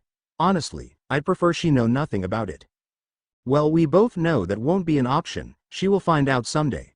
Just know when push comes to shove, I'm standing by my daughter. As you should. Kendo's father nodded. All right, well, drive safe, kid. Will do. Inside the house, Kendo watched the whole conversation from the front window. She wasn't sure why, but the fact her dad needed to talk to Midoriya about something serious annoyed her. Based on their body language, it didn't seem like anything bad to her, but it felt out of character for her dad. Normally, he'd be going over the top trying to intimidate any guy that dared to ask his little girl out. The fact that he seemed calm was very unsettling for her. The conversation between the two of them didn't last long. When Midoriya was finally gone, her dad made his way back inside. What was that all about? Kendo's father looked at his daughter surprised. You watched all that, didn't you? She nodded. Yeah, what did you say to him? Nothing bad, and I didn't try to scare him off. Was it about how we were driving around without him having a license? He shook his head. No, I figured that would happen sooner or later, and it's not like I didn't do it in my younger days. Then what was it? Kendo was starting to lose her patience.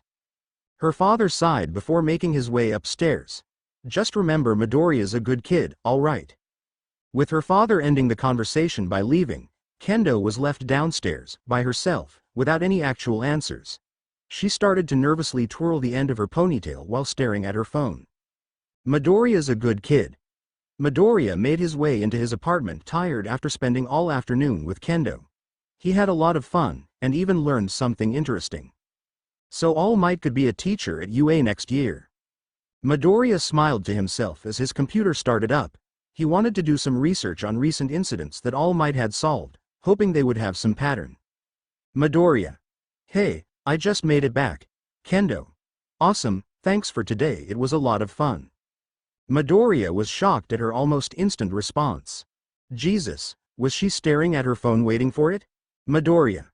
Same, hopefully it's not downhill from here. Kendo. I don't think it will be. I mean, you did promise me that I could drive the track next time. Midoriya put his phone to the side as his computer finished starting up. All it took was one quick search to figure out what he was looking for. In the past 5 months, over 60% of All Might's resolved cases were in Shizuoka. It may have not been anything concrete, but it was odd that he was spending so much time not in Tokyo. With a faint smile, Midoriya got up to change. Midoriya quickly changed into black techwear pants that had green accents, green high tops, his black mask, and a green hoodie. On his dresser, he grabbed a lighter that sparked a green flame that spread across his black mask. Once he was ready, he grabbed his phone to make a call. Can you bring me in? I might have something. Moments after Midoriya made the call, a purple and black portal opened in front of him. He passed through it and found himself back in the bar. Welcome back, Phoenix. Can I get you anything? I'm good, Kurogiri. I don't think this will take long. Shigaraki's raspy voice came from a corner table. Just get it over with. What's so important you felt the need to reach out to us? Midoriya sent him a glare. I thought you'd be curious about any information on All Might. Shigaraki's eyes narrowed. Go on. A friend of mine said that there's some rumors going around at UA that All Might could be a teacher there next year. Is that all? Just a lousy rumor? The TV on the wall turned on and a familiar voice came over the speakers. Now Tamura, I'm sure Phoenix has more than just that. Midoriya nodded. Yeah, in the past 5 months the majority of cases he's resolved have been in Shizuoka. I don't mean major cases, I'm talking about your everyday, run-of-the-mill, incidents you'd run across during a patrol. Shigaraki still wasn't happy. That's not enough. We can't go around chasing rumors. We need to know for certain what moves he'll make, so that way we can end him. Look, I'm not saying it's happening, I'm just saying it seems too convenient to be a coincidence.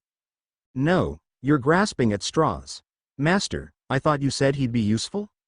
He will be, and he is. I personally find this development interesting. Having the next generation of heroes trained by the symbol of peace sounds like it will be fun. Shigaraki's eyes widened in surprise. Master, you can't be serious?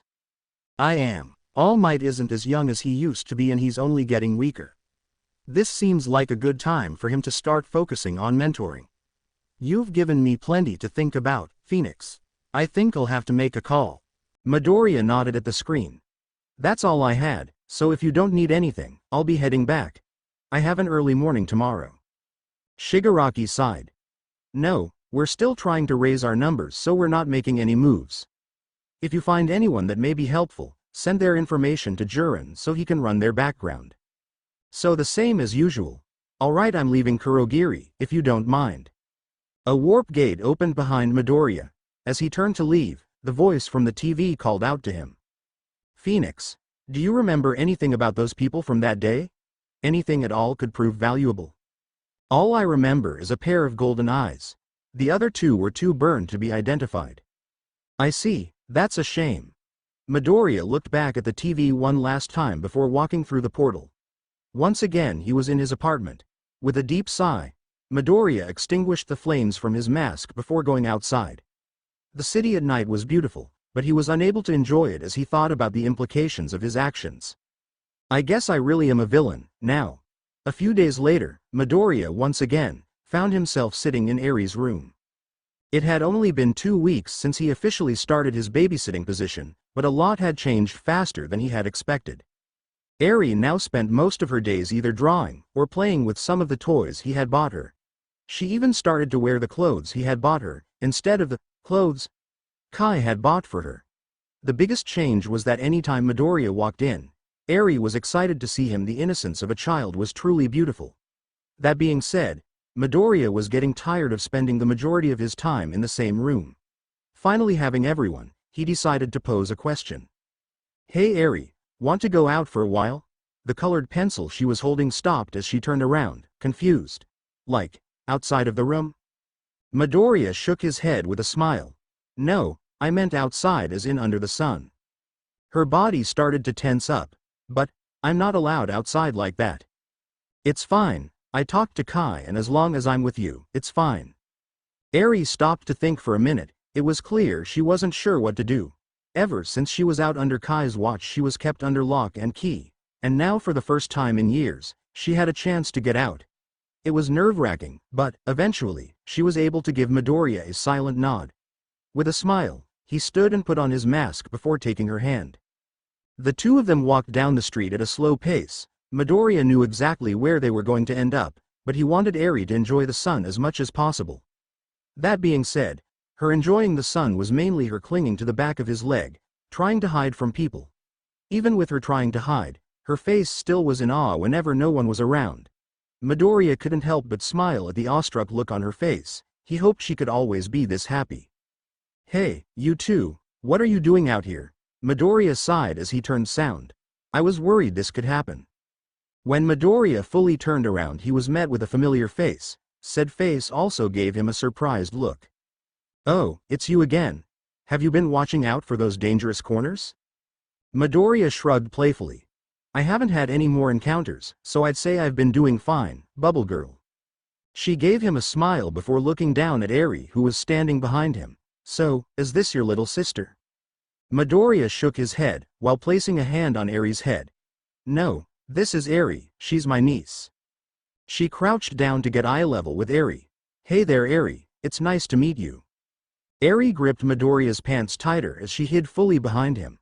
Bubble Girl sulked as Midoriya apologized. Sorry about that, she's really shy, it's fine, I get it. He didn't believe her since her expressions betrayed her words. Thinking it would be best to get her out of her funk, Midoriya quickly changed the topic. So, why did you stop us? Bubble Girl seemed to instantly perk up. Oh right, I was going to ask why the two of you aren't in school. It's a weekday and classes haven't let out yet. Midoriya gave her a confident smile. Oh that's simple, I'm a part of an online curriculum that does virtual meetups throughout the week. As for Eri, she doesn't start till next year, so we're just enjoying the time we have. Bubble Girl narrowed her eyes while rubbing her chin. Well alright, just be careful, some people will think you're playing hooky, then the police might get involved. Midoriya laughed casually. If that happens, I'll just tell them that I explained everything to Bubble Girl and she can explain the details. Bubble Girl gasped. Don't do that, sir is already overloading my workload, that's the last thing I need. Midoriya raised an eye at her. Sir? Your boss makes you call him sir? She shook her head. No, No, his name is Sir Night-Eye, but we all just call him Sir for short. Midoriya nodded in understanding. Oh, yeah, that makes sense.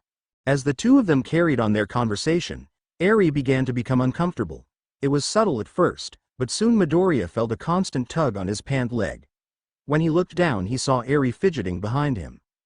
I'm sorry, Bubble Girl, but we should go since Eri is getting a little antsy.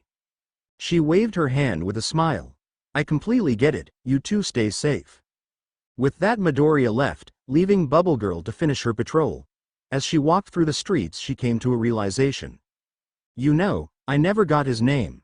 While Bubble Girl was realizing that she had never asked Midoriya what his name was, he and Eri continued to walk down the street. Midoriya knew exactly where they were going, but Eri was lost.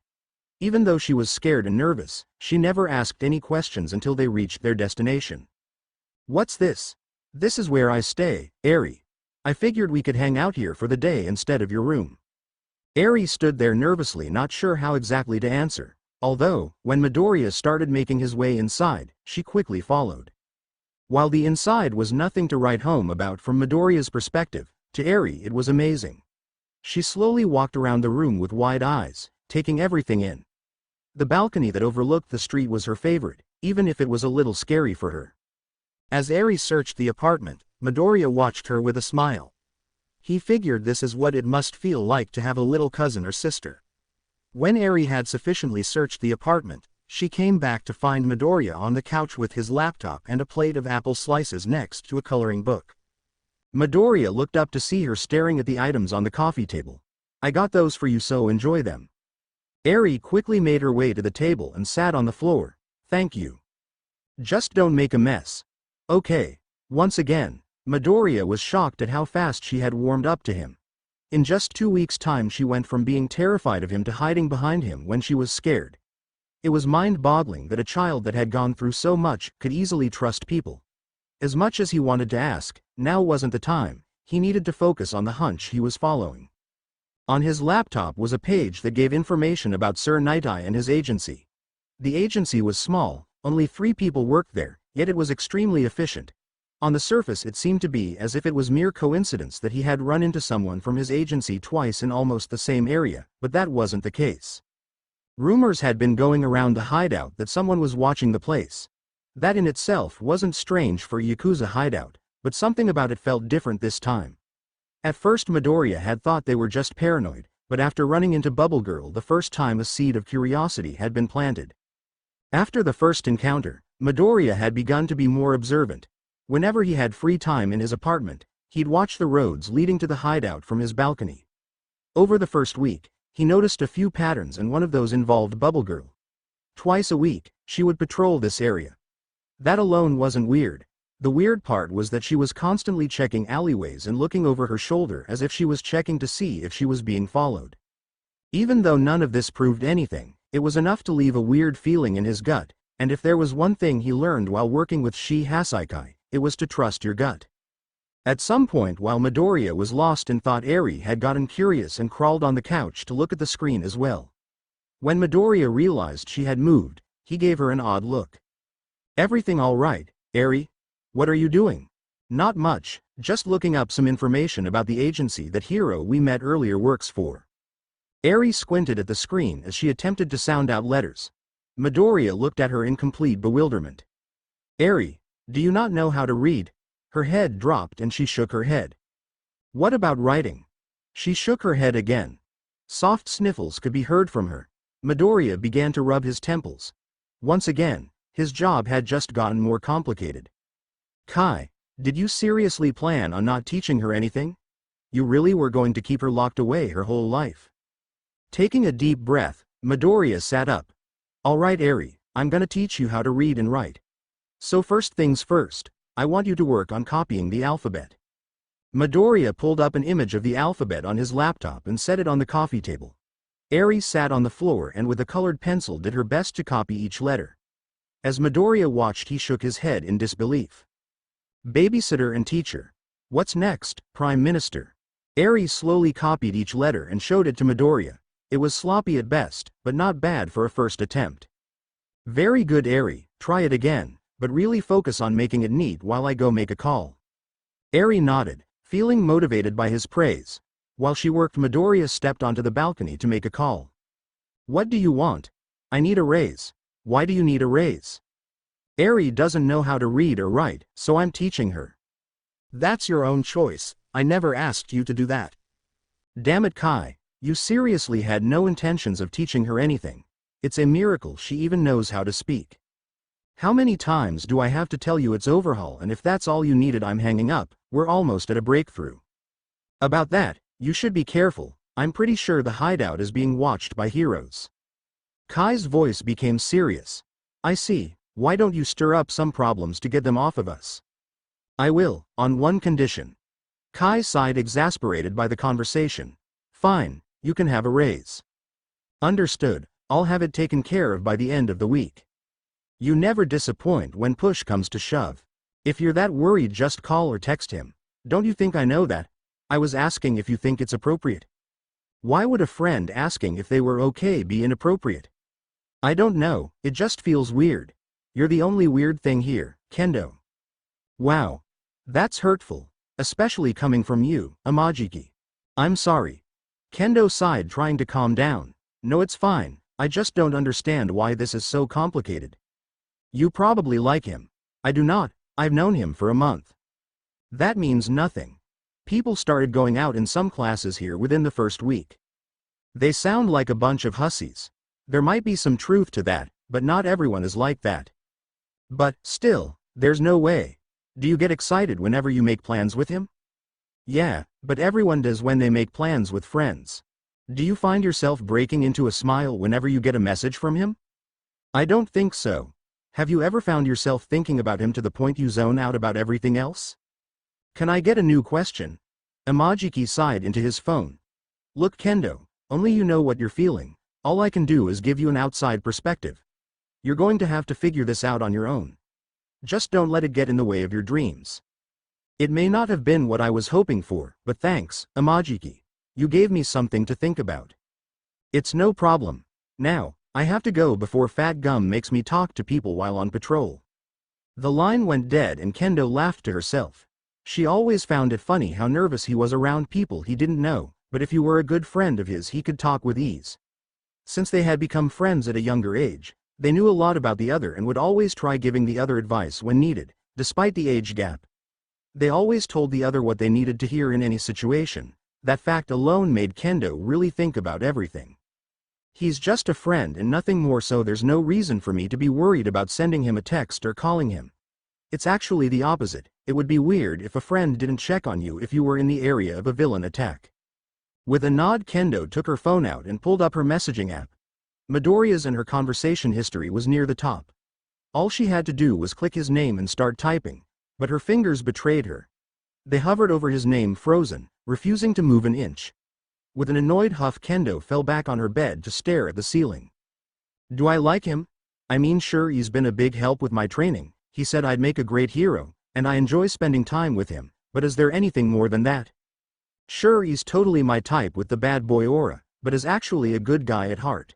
His taste in hobbies is a big plus, since we have something to always talk about. As for his looks, he's not a model, but he's certainly not average. I can tell just from training with him that he's got plenty of muscle. Also, the diamond pattern his freckles make on his checks is adorable. But just because I think all that doesn't mean I like him. While Kendo was internally debating what her feelings were for Midoriya, her phone went off. The sudden ring brought her back to her senses with a jump. She was slightly annoyed that her train of thought had been interrupted, but that quickly changed when she saw who it was. Midoriya. Guess who's a teacher now, as well as a babysitter? Kendo stared at her phone in disbelief. Of course, the person that she was thinking about would message her at the perfect time. She didn't answer his message. Instead, she looked up at her mirror. Her eyes widened in shock as she saw herself sporting a smile that she didn't even know she could make. The realization caused her to drop her phone in shock. Oh shit. I like him. No, it couldn't be, could it? Kendo grabbed her phone, slightly annoyed. Not because she had dropped it or because Midoriya had texted her, but because she wasn't sure what her own feelings were. It was a new thing to her and she didn't like it at all. Not knowing your emotions is a scary thing. Having had enough of chickening out, she decided to take matters into her own hands. This time her fingers listened to her as she navigated through her contact list. That being said, her heart didn't get the memo since she felt it beating faster with every tap of the screen. You can do this, Itsuka. The family motto has always been to face everything head on. With all her usual confidence, she pressed the call button and pressed her phone to her ear. She was ready to figure everything out. Hey Kendo, is everything alright? Hey, am I? Midoriya, everything's fine. And just like that, all her confidence was gone the moment she heard his voice. Silently she kicked the air as she berated herself. You idiot, what are you doing? He's gonna think you're a weirdo. Are you sure? You don't sound like you're feeling too good. Kendo shook her head before slapping her cheeks hard enough to leave a red mark. She knew he could hear it, but that didn't matter now. Kendo, what was that? Nothing, I accidentally kicked my dresser. Oh, are you alright? Perfectly fine, just a little embarrassed is all. So what's all this about a teacher? Oh yeah, do you remember my niece, Eri, that I told you about? The same one you knew nothing about. Yep, well, I'm helping her learn to read and write now. Shouldn't she already know how to do that by now? Kids learn at different paces, so I'll have none of that negativity here. Kendo bit her thumb in embarrassment. She didn't mean for it to come off as insulting, but she could see how it could be perceived like that. I'm sorry, Midoriya, I didn't mean it like that. Midoriya started to laugh, which sent a wave of relief over Kendo. It's all good, I was just teasing you. But you're not wrong, she did get a later start than most, so I'm doing my best to help. Kendo softly smiled as she sat up and brought her knees to her chest. You really are a good guy, aren't you, Midoriya? That depends on who you ask. I think you're a good guy. Huh? Kendo again quickly shook her head. I mean, you're helping take care of your niece and even helping make sure she can read and write. No bad person would go that far, and that's not even mentioning all the help you've given me. You never know, I could be doing all this with ulterior motives. I refuse to believe you're that kind of person, Midoriya. A soft laugh came from his end of the phone. You're too trusting, Kendo. That could get you killed in the business you're going into. I don't trust everyone like this. Just you. She didn't need to look in the mirror to know that her cheeks were a bright red. She could feel the heat in them herself. But we've only known each other for a month. I don't know how to explain it, Midoriya. I just know that I can trust you. Well, for what it's worth, I trust you as well, Kendo. A giddy smile covered Kendo's face, as she thrashed silently in happiness. Hearing him say that he trusted her made her inexplicably happy. After her moment of happiness, she quickly calmed herself down. Who says building trust takes time? Most people. Yeah, but what do they know? Probably more than a couple of teenagers. Well, they clearly don't know us. The two of them laughed at the silliness of what their conversation had devolved into. While they sat in a comfortable silence, Kendo remembered the things she wanted to ask him earlier. Hey Midoriya, how's everything going over there? Fine. Why do you ask? Well, I wasn't sure. I mean, with the Phoenix attack last night, I didn't know what it was like over there.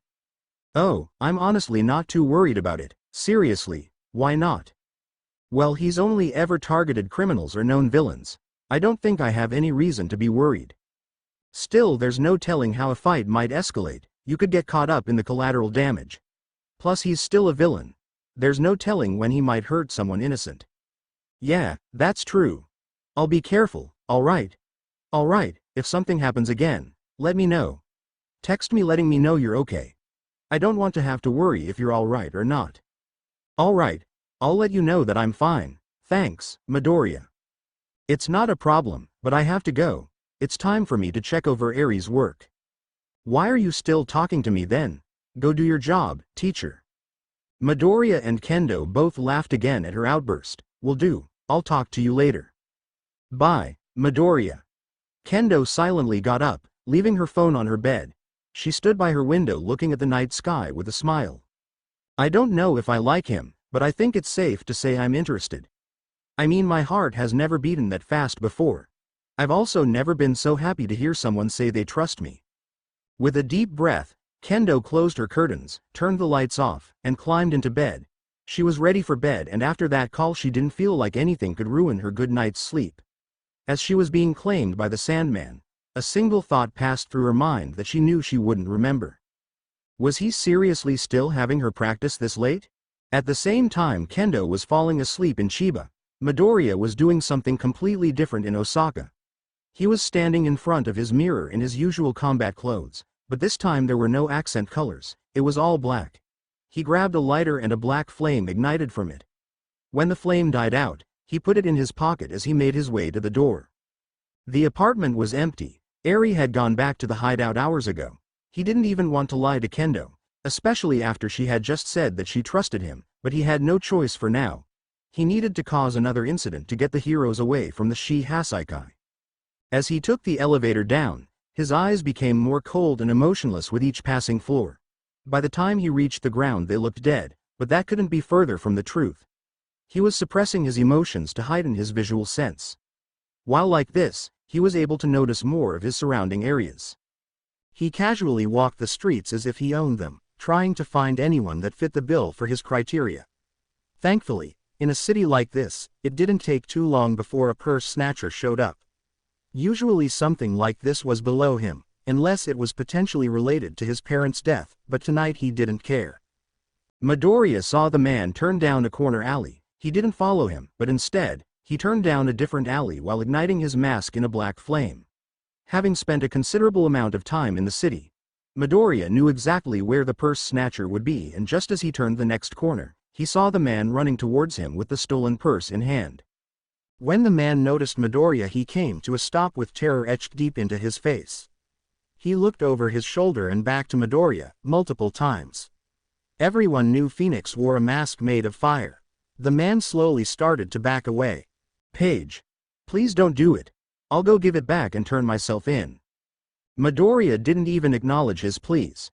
Having already decided this was his man, Midoriya took his hand out of his pocket and snapped once.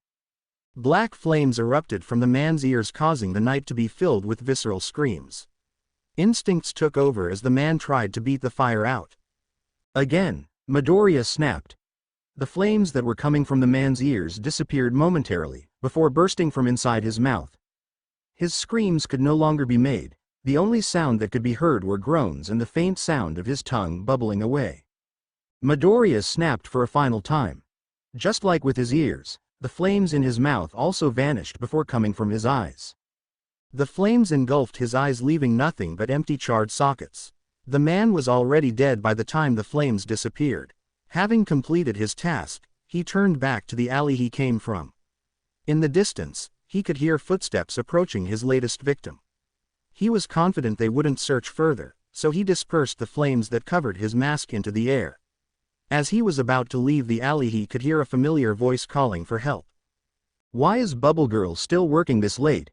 Kendo found herself walking down the streets of Tokyo with a little extra pep in her step. Today was the day Midoriya was going to let her drive the track, so obviously she was going to be in a good mood. Sure, her dad may have tried to talk her out of it, and he was less than thrilled that she was going to be hanging out with Midoriya after. As far as she was concerned, that was just her dad doing dad things. Even though she was ecstatic about getting to drive, she was also a little nervous. It wasn't because she was worried about driving, it was because she was going to be with Midoriya. Even though she came to the conclusion that she was interested in Midoriya, that didn't make it any less nerve-wracking. In fact, it had the opposite effect. Because she had put her feelings into words, she was now overthinking every action she did with him. Alright, Itsuka, this isn't a date. It's just two friends hanging out. But what if he thinks it's a date? Do I want him to think of this as a date? Even with her inner thoughts going haywire, she never took the happy expression off her face. She decided to treat situations like this as practice for when she had to keep a confident demeanor while in dangerous scenarios, as a hero. Thankfully for her, she didn't have to deal with this for much longer, as the shop was just around the corner. With a deep breath, she made her way in with as much confidence as possible. Sitting behind the counter, Ken looked up with a scowl as the doors opened. His look turned to a smirk when he noticed who it was. "How's it going, Little Red?" Kendo raised an annoyed eye. "I've told you multiple times, it's orange, not red." Ken shrugged nonchalantly as he looked back at the computer. "Does your dad know you came here all by yourself?" "Yeah, but he wasn't overly happy about it." Ken looked back over with piqued interest. "Why's that?" Kendo twirled the end of her ponytail. "Because I came to hang out with Midoriya." Ken leaned forward with a smirk. "Sounds like he's worried that his little girl is growing up." "Like you would know anything about that." Ken leaned back. Yeah, you're right. Kendo sent him a glare, before fiddling with the end of her hair again. So is Midoriya here? Ken went back to his computer and gave her a nod to the back with his head. He's out back, just go the same way you did last time. Kendo gave him a nod as she made her way out, thanks. While she was leaving, Ken just shook his head while he stared at the screen. What have you gotten yourself into, kid? Out back, Kendo took a deep breath. The smell of hot asphalt and an engine never got old to her. After taking in the smell, she looked around to find Midoriya crouched down next to a bike. She stopped and watched from a distance, as he carefully wiped down the bike. A smile came to her face as she felt a heat rise in her face. Oh God, it's gonna be a long day. With a quick shake of the head to get rid of her thoughts, she made her way over to him with a whistle, looking good. Midoriya turned around to see her approaching. With a smile, he wiped the sweat from his face. Are you talking about me or the bike? Kendo came to a stop and awkwardly scratched her chin. Both. Midoriya gave her a confused look, before turning back to the bike. Thanks. Kendo sighed and looked down, dejected. Itsuka, what are you doing? He thinks you're weird now. You should have confidently said anything that wasn't that. While Kendo was quietly sulking, she missed the slight pink tint in Midoriya's cheeks as he walked over with a helmet for her. Was she trying to flirt? I mean, that expression was cute. The next thing she knew, she felt a hand on her head and looked up to see a smile on Midoriya's face. He held out the helmet for her and she slowly took it. What's that look for? Aren't you excited to drive? She gave him a confident nod as she looked up. Yeah, let's do this. Good, that's what I like to hear. The two walked over to the bike Midoriya had just finished cleaning. A white iron 883, outfitted for two. Midoriya stepped to the side and motioned for Kendo to get on first. She didn't move, which caused Midoriya to give her an odd look. Is everything all right? Yeah, just a little nervous is all. Midoriya let out a soft chuckle. I was the same way my first time. The old man had to pick me up and set me on it. Kendo looked up at him surprised. Really? He nodded. Yeah, I was screaming about how scary it was, but once I actually started driving I was hooked. A smile spread across her face before she broke into laughter. Oh my God, how old were you when this happened? Midoriya looked away, embarrassed as he scratched the back of his head. I think I was 9. Kendo's laughing got louder.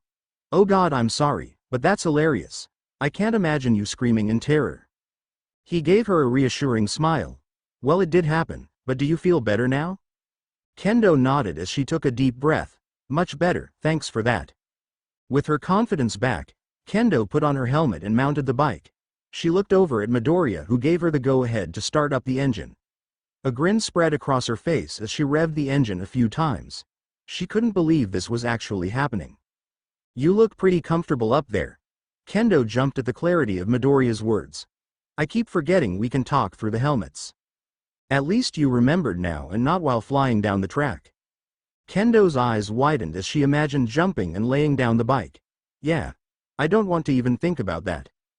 Don't worry, you'll be fine. Kendo gave a small nod. Yeah, you're right. Midoriya nodded before climbing on behind her. As he sat down, he grabbed Kendo by her waist. The sudden contact caused her to turn around a blushing mess. What do you think you're doing, holding on for the ride? That doesn't mean you have to hold me there. Midoriya gave her an annoyed look. Where would you prefer me to hold onto for safety? Obviously my waist is fine. Kendo turned back around even redder than before. She was glad that the helmet was hiding her face. What am I doing? I nearly just told him to hold me by my chest. Itsuka, you need to get your shit together? Midoriya sighed as he, once again, held onto her waist. This time Kendo didn't flinch. Once they were both ready, she started down the track. The first lap, she took relatively slowly compared to most, but it didn't take long for her to feel comfortable. Before long, she was taking every turn with confidence as the wind rushed past them. The entire time, she had a smile plastered on her face. After 30 minutes, they came to a stop and got off the bike. As Kendo took off her helmet, she realized that she could still feel the warmth of Midoriya's grip on her waist. It was strangely comforting to her. So did you like it? She looked up to Midoriya, who caught her off guard. Huh? Did you like it? Did you enjoy driving the track? Oh yeah, it was awesome. Thanks so much. Midoriya gave her a smile. it's no problem at all. Kendo returned the smile, before looking down. The warmth of his touch had faded and now she felt strangely alone. She didn't know what to make of it. Do you want to keep going or head to the apartment now? Kendo looked away for a moment, before turning back to him. Actually, I wanted to ride with you for a little while if possible. Midoriya looked at her as she nervously smiled. He was trying to figure out what exactly was going through her head. This was supposed to be her time to drive, but now she just wanted to ride. He quickly decided not to worry about it and gave her a nod. Sure. Why not? Kendo quickly threw her helmet back on. She was glad he agreed to her wish. Once Midoriya was seated, Kendo was quick to climb on as well. However, this time was different. She had sat herself closer to him and was holding on tighter. While Midoriya was confused, he wasn't going to complain. The two soft mounds pressing into his back, along with the supple yet toned feeling of her thighs was something any guy would like, and he wasn't going to let this go to waste. The two of them took down the track again, as they had done before. Nothing about their drive was different, but Kendo found herself instinctively holding onto him tighter as she stayed close to him. I hope he doesn't think this is weird. Their drive eventually came to the end, and the two of them got off without saying a word. Kendo was clearly embarrassed about how she was acting, since she didn't say a word the entire time they were on the track. Midoriya could see she was feeling uneasy, and chose not to ask what was wrong, since he didn't want to open a can of worms in public. Once everything was put away, the two of them made their way back into the store to find Ken still looking at his computer. No words were said, as they quickly exchanged glances and a nod. With that, Midoriya and Kendo left for his apartment. However, the two of them didn't notice Ken's surprised expression when they turned towards Midoriya's apartment and not the station. After a leisurely 10-minute walk, they reached the complex Midoriya's apartment was in. Kendo looked up stunned. She figured it was nice, but the building looked better than she thought. The surprises didn't stop there, because her jaw dropped again when he pressed the button for the top floor. Seriously? Midoriya gave her a nod. Yeah, does the shop seriously do that well? Midoriya shrugged as the elevator began its ascension. I guess so. Kendo's jaw remained dropped as they opened the door. She had expected a nice place, but calling a place like this nice was an understatement. His apartment had an open layout, marble counters, and a terrace that overlooked the city. Her words failed her at what she saw, and that was just the living room and kitchen. Without even seeing them, she knew the rooms would be just as nice. She turned to Midoriya with shock still etched in her face. You seriously live here, or did I crash while driving and am now dreaming while in a coma? Midoriya laughed to himself, before reaching over and pinching her cheek. This elicited him a quick punch in the arm from her. What the hell, dude? I just wanted to let you know that you were awake. And that's the best you could come up with? Would you have preferred my quirk? Kendo sighed, before shaking her head. No, the pinch was more than fine. All right. Well, make yourself at home while I get some drinks. Kendo simply nodded as Midoriya walked into the kitchen. She was looking around, still trying to come to terms with everything that was happening. The design of the rooms were modern, everything meshed well thanks to the use of white and gray colors. As she continued to look around, something caught her eye. Sitting on a shelf was a picture. Two of the people she didn't recognize, but the pair of diamond freckles and mess of green hair was something she was quite familiar with. She smiled while leaning in to get a better look. What are you staring at? Kendo jumped slightly before turning around. I was just looking at the picture. I recognized you, but I was confused on who the other two were. Midoriya smiled softly as he finished preparing their drinks. Those are my parents. Kendo's eyes narrowed on him momentarily before looking back at the picture. I thought Ken was your dad? I mean, I can obviously see the resemblance the three of you share. Midoriya shook his head. The old man adopted me after the accident. Kendo raised her eyes in confusion. Accident? Midoriya laughed to himself as he handed her a drink. Well, it wasn't much of an accident, they were murdered. Kendo's eyes widened as she covered her mouth with her free hand. I'm so sorry, Midoriya. I didn't mean to bring up a sensitive subject. Biting her lip, Kendo berated herself at her misstep. Could I be any dumber? He looks nothing like Ken and exactly like the two in the photo. He must think I'm an insensitive idiot now. It's all right, you didn't know, it's not something that I can bring up naturally in conversation. Kendo held her hands together around her drink. Still, I should have put two and two together earlier. Midoriya sighed before sitting down on the couch. So the entrance exam is a month away, are you ready for it? Kendo looked up at him surprised. Huh? The entrance exam, are you ready for it? Kendo smiled softly and nodded. Yeah, you've been a huge help. What about the academic portion? Kendo narrowed her eyes at him before crossing her arms. I'll have you know, Midoriya, I rank in the top 5 of my class every test. Midoriya rolled his eyes playfully. So you're above average when it comes to academics. UA is a top school in the nation. That test is going to be no joke. Kendo continued to look around the living room as they talked. And I study every single day. Hell, I'm even going to go study when I get home tonight. I admire your dedication. She gave him a smile. Really? I feel like it's fairly normal for people to put everything into chasing their dreams. Maybe so, but that doesn't make it any less admirable.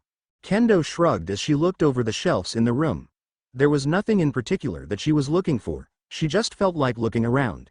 After a few minutes, her eyes were drawn to a hand-carved wooden box that sat on one of the shelves. She wasn't sure why, but she felt compelled to open it. Hey Midoriya, what's this? He looked over, before scratching his head, slightly embarrassed. That's part of my lighter collection. You can open it if you want to. Kendo turned to him confused. Lighter collection? Yeah, it's kind of a weird thing to collect. Kendo carefully opened the box, revealing 6 different lighters. You can create fire at any time. Why would you collect these? Midoriya opened his palm, creating a small flame in his hand. My quirk lets me create and control my fire, but it doesn't let me control their color. Kendo turned to him with wide eyes. No way? Kendo quickly, but gingerly, grabbed one of the lighters and speaked it. An emerald green flame danced in front of her face. You can control all these as well. Midoriya shook his head before walking over to her. Sadly, I can only control the fire that I produce. When I was little I dreamed of being able to control all different colors at the same time, but things don't always turn out as we want them to. Kendo extinguished the flame and put the lighter back. Well, that sucks, but in theory, couldn't you still do that if you used your flames to ignite the gas? Probably, but it's not nearly as cool as pulling from another flame. Kendo sighed while still looking at the other lighters. So, if you can't use them how you want to, why do you collect them? I'm a bit of a pyromaniac. Kendo looked at him and back at the lighter before putting it away. Okay, I probably shouldn't be touching those. Oh come on, it's not like that, it's my quirk's fault. Kendo narrowed her eyes on him again. What do you mean it's your quirk's fault? Quirks are a part of us at a biological level, because of that it's entirely possible they have some sway over how we think and act. That just sounds like an excuse for people being horrible to one another. Oh, it definitely is, but there's also evidence behind it. People with animalistic quirks tend to act like the animal their quirk copies. Alright, but that could just be a part of their quirk. People with quirks that help with healing or relaxation tend to always be nicer and more caring. People with quirks better suited for combat tend to be more aggressive and prone to violent acts. There are countless studies and surveys that talk about how parents notice a complete change in their children's temperament once their quirks manifest. Kendo stopped and thought about what Midoriya was saying. The more she thought about it from this point of view, she thought of all the people that had been through the dojo. A vivid memory of a fight between someone with a strength-enhancing quirk, beating someone whose quirk helped flowers bloom came to mind. The one with the strength-enhancing quirk was mad because the other wasn't taking training seriously. If she really thought about it, the one who worked with flowers always was more timid in fights, while the other had to be held back on more than one occasion. Okay, I'll admit there may be some credibility to what you're saying, but I don't see how you being a pyromaniac correlates. Midoriya gave her a confused look. Are you sure you're studying enough? Kendo clenched her fist, while slightly enlarging it. Watch it. Midoriya quickly put his hands up defensively. Kidding, I'm just kidding. Kendo put her hand down, as it returned to its normal size. When she was calm again, Midoriya let out a sigh of relief. To answer your question, since my quirk is fire-related, fire is always on my mind. It's a part of my being, so I'm drawn to it more than other people. The same could be said about you, and how you're quick to use your fists. A swift punch was delivered to Midoriya's arm via an angry Kendo. Was it worth it? Midoriya held his arm, attempting to nurse the sore spot. I'll let you know, in the morning. Kendo wore a proud smile as she sat down on the couch. Midoriya couldn't help but be annoyed that she could have such a sweet smile after hitting him. Deciding not to push his luck anymore, he sat down on the opposite side of the couch. I guess we should go ahead and watch this movie, before it gets too late. Kendo nodded in agreement. Yeah, hopefully it's a good one. An hour and a half later, the two of them were staring at a black screen, trying to figure out what they had just watched. The movie wasn't good, but it wasn't bad either. Without words being said between them, they both wondered why they had decided to watch a slasher movie in the middle of the day. That was something. Midoriya nodded in agreement. Yeah, at least it had some funny parts. Kendo looked over at him with concern. What exactly was funny about that? I mean, when he crashed the little bike was funny, also reaching through a door while honking a horn was good, and the plastic wrap reaction was perfect. I mean, come on, how many times do you see people get strangled in movies by a thin piece of plastic, and they actually think to put a hole in it? The way the clown looked at the plastic in complete disbelief that it broke was amazing. Kendo laughed softly as she relaxed on the couch. Yeah, I guess that was pretty funny, but I'm definitely not recommending it to any friends. Yeah, I'd have to agree with you on that. Kendo sighed while looking at her phone. Her smile turned annoyed as she noticed the time. Even if it was a Saturday, she needed to get home at a decent time, plus she knew her dad wouldn't like her spending all day at his house without any adult supervision. I should probably get going soon. Daddy doesn't want his little girl staying out too late? Kendo gave him a mocking smile. Yeah, but I'm honestly surprised he let me come over in the first place. He's been pretty weird about you ever since that night you two talked. Midoriya looked down. That doesn't surprise me. Kendo gave him a questioning look. What did you two talk about? I tried to ask him, but he keeps dodging the question. Midoriya shook his head before standing up. It was just some guy talk. Come on, I'll walk you to the station. Begrudgingly, Kendo stood up as well. It must have been something important if he's dodging it as well. The two of them walked to the station with no sense of urgency. They wanted to enjoy their time together as long as possible. Most of their conversations were filled with idle chatter, but as they approached the station, the UA entrance exam once again came up. If everything goes as planned, I should be in town the day of the exam. Ooh, you want to come support me? Midoriya gave her a smile. Of course, and afterwards we can celebrate, or I'll be a shoulder to cry on. Kendo's face started to red as she playfully punched him. Shut up, you don't have to go that far, I was just joking. Midoriya crossed his arms as he thought, too late, I've already decided. Kendo turned back to him, shocked. Dude, that's like a 3-hour drive? And that's crazy. Do you realize how early you'd have to be up? Midoriya thought for a moment again. Yeah, I guess driving that early wouldn't be the best idea. Exactly, how about I call you before and you can wish me luck, then when I get back we can go celebrate. Midoriya sighed, giving in to her.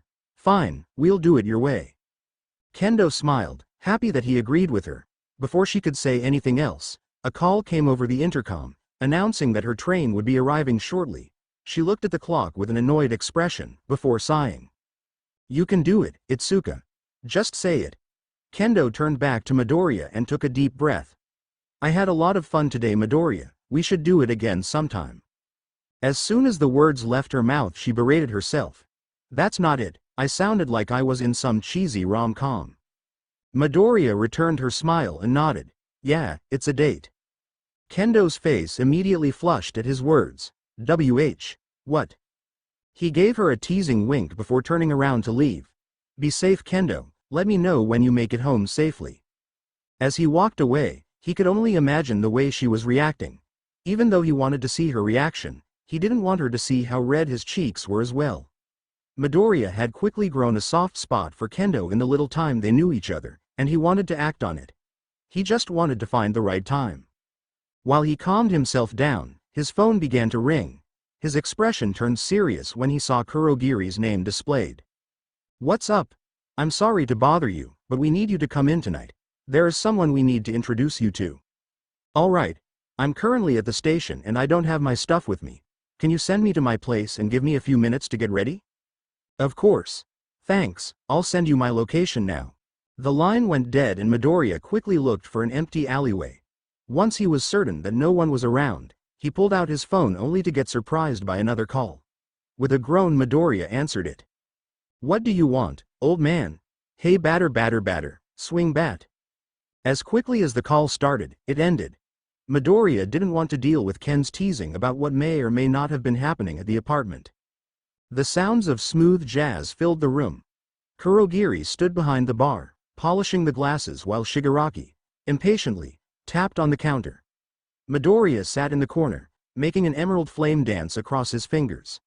The three of them had been like this for the past 30 minutes, waiting for their guests to arrive. The music came to a sudden stop, causing the three of them to look up. Against the wall, three gray blobs appeared. Slowly and grotesquely, they formed into three people who proceeded to fall to the floor, gasping for air. The TV screen turned on and the familiar voice called out, "Sorry for the wait, but my friends are here now." Shigaraki stopped his tapping and turned to the screen. "Master, who are these people?" "Patience, Tamura. These are a few of my dear friends. Let me introduce you to the Aoyamas. They've agreed to help with an infiltration mission." Shigaraki narrowed his eyes on the three of them. "What mission?" "Ha ha ha ha, I'm so glad you asked. Their son, Yuga Aoyama, is going to be applying for UA next year. It turns out that rumor you heard, Phoenix, was true. All Might is going to be a teacher there next year." Midoriya's eyes perked up at the mention of UA. He narrowed his gaze on the boy who flinched at his sight. Shigaraki began to scratch his neck. "Master, how do we know we can trust them? They could easily betray us, and then the heroes would be swarming us. It's too risky." To Midoriya's surprise, he actually agreed with Shigaraki for the most part. This did seem like a huge risk, but for them, rewards greatly outweighed the risks. Again, the calm voice came from the TV. "That may be true, but they have already sworn their loyalty to me. You see, their son was born quirkless, fearing that he would be thrown to the wolves for being different. They sought me out. After hearing their pleas, I decided to give the boy a quirk fitting his personality, on the condition that they support me in my time of need. Still, it seems that it would be too easy for them to leak our plan and location. I understand your worries, dear Tamura, but I've already shown them what would happen if they ever betray me." The TV screen flickered and a video began to play. The Aoyamas were standing in a room, covering their mouths as tears streamed down. In the center was a tube that had a person screaming in pain as his bones repeatedly broke and healed. Slowly his body began to turn a sick blue hue as he grew. His body quickly became too big for the tube, but instead of the tube breaking, the body began to explode from the pressure. That would be what awaits their son, if they were to betray me. A life of being used for scientific experiments. His parents would be subjected to something more fitting. The screen panned to a pit that was filled with people who looked completely normal. They all were screaming and begging for forgiveness, but no one answered them. Slowly a door opened up and a deformed beast limbered out. Everyone ran for the corner as they tried to get as far away as possible. The beast reached out a mangled arm towards the crowd, as the video cut off. "I'd rather the children not see what happens next, but I'll let you use your imagination. Also, some of those people have been down there for years. He only takes one person a day and he likes to play with his food before he eats it. That being said, I'd greatly appreciate it if the two of you also gave them a deterrent." Shigaraki smiled sickly while keeping his eyes locked on them. "Kurogiri, bring me some fodder." A purple portal opened up and a tall, lanky man stepped out. He was obviously confused as to what was going on. Before he could ask any questions, Shigaraki was standing in front of him. "What's your quirk?" The man looked at him filled with terror. "Telepathy. I can communicate with people with my mind." "So you won't be needing both arms then? What?" Shigaraki grabbed the man's wrist, pressing all 5 of his fingers down. Cracks appeared and his hand turned gray before falling off. It slowly spread up his arm. Once it reached his elbow, Shigaraki grabbed a knife and cut his arm off at a part that hadn't been affected yet. The room was filled with his screams, as blood began to pool under him. "Phoenix, can you take care of that? I don't want him dying in here." Midoriya snapped and the end of the man's stump ignited with an emerald flame. His screams intensified, but the bleeding had stopped. The smell of burnt flesh began to fill the room, but Kurogiri was quick to send the man away before the stench enveloped the room. "Very good, Tamura. Phoenix, would you like to add anything?" Midoriya slowly stood up and walked over to them. The three of them had been frozen in shock at the scene they had witnessed, but the sounds of his footsteps brought them back to their senses.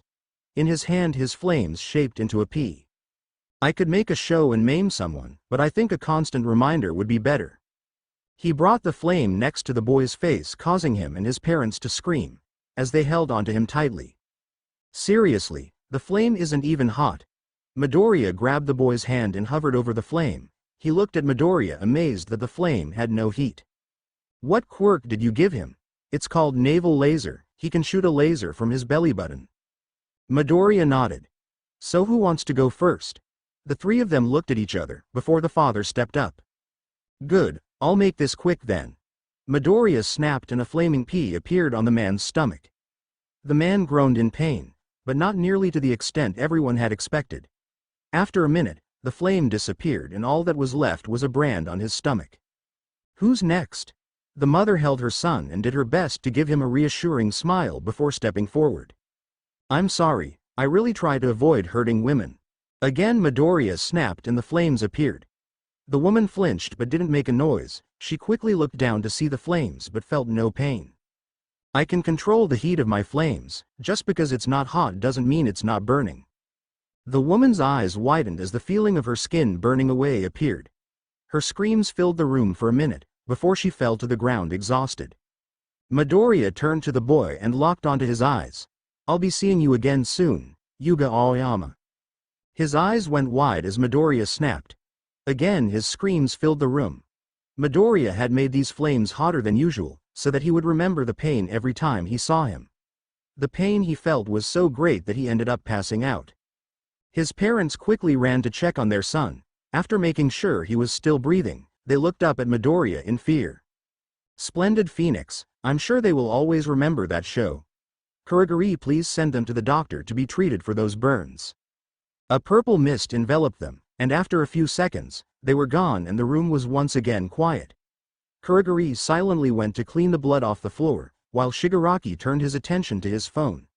The TV that All for One used to communicate had turned off, leaving Midoriya alone with his thoughts. That was the first time I've ever hurt civilians. I think I'm gonna be sick. A month went by faster than the two of them imagined it would. Midoriya was always busy, either working or looking after Eri. She had made great progress in her reading and writing abilities, in a short amount of time. Every day, she seemed to be better than the previous day. Seeing her succeed filled Midoriya with a sense of pride that he wasn't expecting. While Midoriya was watching Eri, Kendo had been cracking down on her training and studying. She continuously pushed her body to its limits to prepare herself. Thanks to the regular sparring with Midoriya, she was certain that she would ace the practical portion of the exam. Even though the two of them were busy with their own things, they still found time to talk and hang out. Despite how they separated at the station that day, they never actually had a date. Every time they met was to help Kendo train and then grab something to eat. Neither of them made any verbal advances, but they had gotten comfortable with slight physical contact. It was nothing serious, but for two awkward middle schoolers it felt larger than life. While Kendo was always comfortable holding onto Midoriya while riding, she started to sit a little closer and hold him a little harder. If the two of their hands had brushed up against each other previously, they would jerk back and apologize. Now they just ignored it or gave the other a smile. Neither of them said anything or pointed it out, but they both enjoyed those moments in silence. Because of everything that had happened recently, Kendo had confirmed her feelings about Midoriya and had planned to tell him once she got accepted into UA. Even as she rode the train to UA, she couldn't help but think of how she would do it. When the train finally came to a stop, she managed to put those thoughts to the side. Right now she needed to focus on the exam that was about to happen. Thoughts of romance could wait. Taking a few deep breaths to calm herself, she steeled her nerves and got off the train. The walk to UA wasn't as nerve-wracking as she thought it would be. The fact that she saw plenty of other students looking nervous and a bit pale may have increased her confidence. As the front gate came into view, she pulled out her phone. She hadn't forgotten her promise to call Midoriya. I was wondering when you were gonna call. Kendo laughed to herself, softly. Did you think I would forget? Hey, when nerves kick in people tend to forget the basics. Kendo scoffed at his words. Are you implying that I would succumb to my nerves and forget everything? What? Of course not. I would never do that. Kendo rolled her eyes. I hope you know I can physically feel the sarcasm in your words. You know, if you wanted to help me relax, You could have done it in a better way. Haha, guess I've been caught. Kendo looked down to the ground as she approached the gate. It's fine, I know you were just trying to help. It really means a lot that you tried. Hey, if you want, I have a few other ideas that might help. A soft smile spread across Kendo's face after hearing his words. Alright, I'll give you one more chance, but then I have to go. Alright, but I'm gonna need you to do something first. Kendo raised an eyebrow. Okay, this better not be anything weird. It's not, I promise. Alright, just know if it's something stupid I will hit you when I get back. Haha, I hope that won't happen. Midoriya, can you hurry up and get to the point? I'm running out of time. Sorry. Alright Kendo, I'm gonna need you to look up. Kendo's came to a complete stop. Her eyes widened as she looked at her phone. Slowly she raised her eyes to see the familiar face standing off in the distance. He gave her a wave as she quickly covered her mouth in surprise. When everything had finally clicked, she quickly made her way over to him. What are you doing here? I thought I told you not to drive this early. I didn't drive here, I got a hotel room for the night. Kendo's jaw dropped. Why would you do that? Midoriya scratched the back of his head as he looked away from her. I did say I was going to come support you. Kendo smiled sweetly at his words. She was truly happy that he was here. She slowly took a few more steps, so they were practically touching. You're an idiot, but thanks for coming. When Midoriya saw the smile she was giving him, he couldn't help but blush. As the two of them looked at each other, a voice came over the intercom. All students taking place in today's entrance exams, please make your way to your designated testing sites. With a sigh, Kendo leaned into Midoriya. Wish me luck. Midoriya gently wrapped his arms around her. You're gonna do great, Kendo. The two of them broke the hug, but neither moved. Midoriya quickly glanced around, noticing that everyone else was almost inside. With just the two of them standing outside, he quickly learned to peck her forehead with a kiss. Kendo turned red at the action. Her eyes widened as her jaw dropped. Am I? Midoriya, what was that for? Midoriya scratched his cheeks that were equally as red as hers. It was a good luck charm. But seriously, you should get going. I'd hate for you to be late. Kendo pouted at him as she quickly ran off towards the school. She knew he was right, but there was so much she wanted to say to him. Good luck charm my ass. How am I supposed to focus on anything now when he just does that out of the blue? Wait, does that mean? Kendo quickly shook her head and slapped her cheeks. She needed to put all these thoughts and emotions to the side and focus on the exam ahead of her. As Midoriya watched her disappear into the school, he let out a deep sigh. Even though he was caught off guard by his own actions, his instincts had momentarily taken over. Well, that certainly was a sweet thing for you to do. Unfortunately, I'm going to have to ask you to refrain from showing public displays of affection in the future while on campus. Midoriya jumped at the sudden voice. He quickly turned to see two people approaching him. One was a rather voluptuous woman that he immediately recognized as the pro-hero Midnight. The other was a short rodent-like creature that he assumed the voice came from. Sorry, it won't happen again, I honestly don't know what came over me. Midnight licked her lips as she eyed Midoriya. Innocence is so hot. Midoriya's eyes widened in surprise at her remark. I'm sorry. Midnight smirked as she kept her eyes locked onto him. The sexual tension between you and your girlfriend is palpable. It was just screaming, take me now. Midoriya looked down at the rodent, who seemed to not care about what she had just said, before looking back at Midnight. She's not my girlfriend. Yet. I was planning to confess to her after the exams. Midnight wrapped her arms around herself as a wave of pleasure washed over her. Oh my. I know who I need to keep an eye on now. She hasn't even been accepted yet and I'm already wriggling with anticipation of what's to come. The rodent-like creature cleared his throat, bringing the attention back to him. Namori, I think you're scaring the boy. Why don't you head inside and prepare for the exams? Instantaneously she straightened up as if nothing had happened. Of course, sir. Midoriya couldn't help but stare as she left. He was utterly shocked that they would let her dress that way at a high school, not that he was complaining. Sorry about her, she can be a little extreme. Midoriya shook his head as he turned back to him. It's perfectly fine, she can't help it. Her quirk causes her to naturally think and act like that. The rodent smiled at him. I'm surprised someone your age knows about, let alone talks about, the quirk disposition theory. Midoriya shrugged casually. I personally believe it's common knowledge, but people just don't do their research. The rodent laughed to himself. I would have to agree with you there. So, were you not interested in taking the entrance exam? I wouldn't be a good fit here. Oh, and why's that? We have people from all walks of life here. I'm sure you'd find somewhere to fit in. I don't think I'd have any issue fitting in. I was talking about my mindset as far as heroes go. The rodent looked at him perplexed. Do you not agree with hero society? No, I love heroes. I actually dreamed of being one when I was younger. I'm guessing something caused a change of heart. Have you ever heard of the Quirk researcher Hisashi Midoriya? He nodded solemnly. I have. From what I've heard, he was a great man and had an outstanding mind. It's truly a shame what happened to him and his wife. Midoriya clenched his fists. His actions didn't go unnoticed by the rodent. It really is. I know it's been 8 years, but do you happen to remember how the media described the incident? If I remember correctly, 2 people broke in to steal some of his research documents, thinking he was out of town. Unfortunately, he was home, and in the struggle the house caught fire, killing not only the intruders, but Hisashi and his wife as well. Thankfully, their son was out playing with some friends during the incident, so he wasn't caught up in the tragedy. Midoriya nodded in agreement. Your memory is amazing, you got it exactly right. The rodent laughed to himself. Well, remembering details is one of my strong suits. Now tell me, why does this incident have to do with your views of heroes? I'm getting there. If you don't mind, would you humor me and hear the rest of the story? The rodent nodded. I don't see why not. Thanks. Midoriya took a deep breath and turned to face the school. The story the media put out wasn't actually the full story. If people did a little more digging, they'd find that there were a lot of details that were left out or just completely wrong.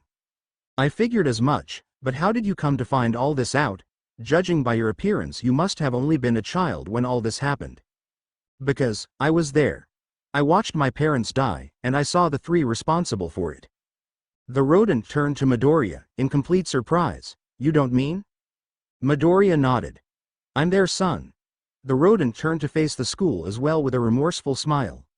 I suppose that explains why you knew about the Quirk disposition theory, but I'm surprised you're telling me this. No one has heard from you since then. Everyone figured you were in hiding. Are you sure it's okay to reveal yourself like this? I've never once hid my identity. When people hear my name, they never put 2 and 2 together, they just think it's a coincidence we share the same last name. I see, so what exactly happened if you don't mind me asking? It wasn't my dad's quirk that caused the house to burn down. It was the quirk of one of the 3 people who attacked. When I got home, the house had already collapsed and my parents were trapped in the rubble, and 3 men stood at the back of the house. The leader sent the 2 men to grab me, but they didn't make it very far. So, it was then that your father used his quirk to protect you, leading to the misconception that the house burned down in the struggle. Midoriya shook his head. No, I caused the fire and I killed those 2 men. Sadly, one got away and his eyes still haunt me to this day. The rodent was speechless at this revelation. So, the police covered everything up to protect you. Yeah, it wouldn't be good for a 7-year-old's record to have 2 kills on it. Again, the rodent nodded in understanding. Yes, I would agree with you there. So, is that why you don't think you'd be a good fit here? Partially. Obviously, once people find out my quirk and who I was, rumors could start to spread that I actually was the one that killed those 2 men. Some would lose faith in UA, just because of that, and I wouldn't want that. The real issue is, I believe heroes should be able to kill, when needed. The rodent turned to Midoriya with shock on his face. I see, that certainly would be an issue. The problem is with hero philosophy, not hero society. Exactly, don't get me wrong, I don't think they should be able to kill people whenever they feel like it, but certain situations should call for it. Oh, like what? Midoriya took a deep breath before staring off into the distance. I've heard stories of a villain who used to run the underworld a long time ago. He had the ability to take and give quirks at will. It didn't take long for the masses to flock to him, and eventually he had his own army. According to the stories, he didn't even need the army, they were merely pawns for him to play with. Someone like that shouldn't be able to live. The rodent looked over at Midoriya with an unsettlingly calm expression. That's quite the story. I'd have to agree with you, someone like that shouldn't exist. But you don't think it's up to heroes to make that call? The rodent nodded. Yes, however I do agree that sometimes it may be necessary. The issue is policing it and whether it is morally right or not. Imagine when you were a child, how you'd react if you saw All Might kill someone during a fight on TV. I highly doubt many parents would be okay with their children seeing something like that. Midoriya nodded in agreement. You're not wrong. If I'm being honest, I'd probably never have said this if I hadn't gone through that. At least you're smart enough to admit that. The rodent gave a reassuring pat on the back of Midoriya's leg. Well, I should be going. I need to get ready to evaluate the practical portion of the exam. Midoriya gave him a strange look. So, you're a teacher here? The rodent turned around proudly. Of course not. I figured as much. I'm the principal. Midoriya's eyes widened. Seriously? That's right. I'm Nezu, the fun, cute, cuddly, bear, dog, mouse that everyone loves. I'm also the principal here at UA. That's, by far, the strangest thing I've heard all week. Ha ha ha, well, I did enjoy our little chat, Mr. Midoriya.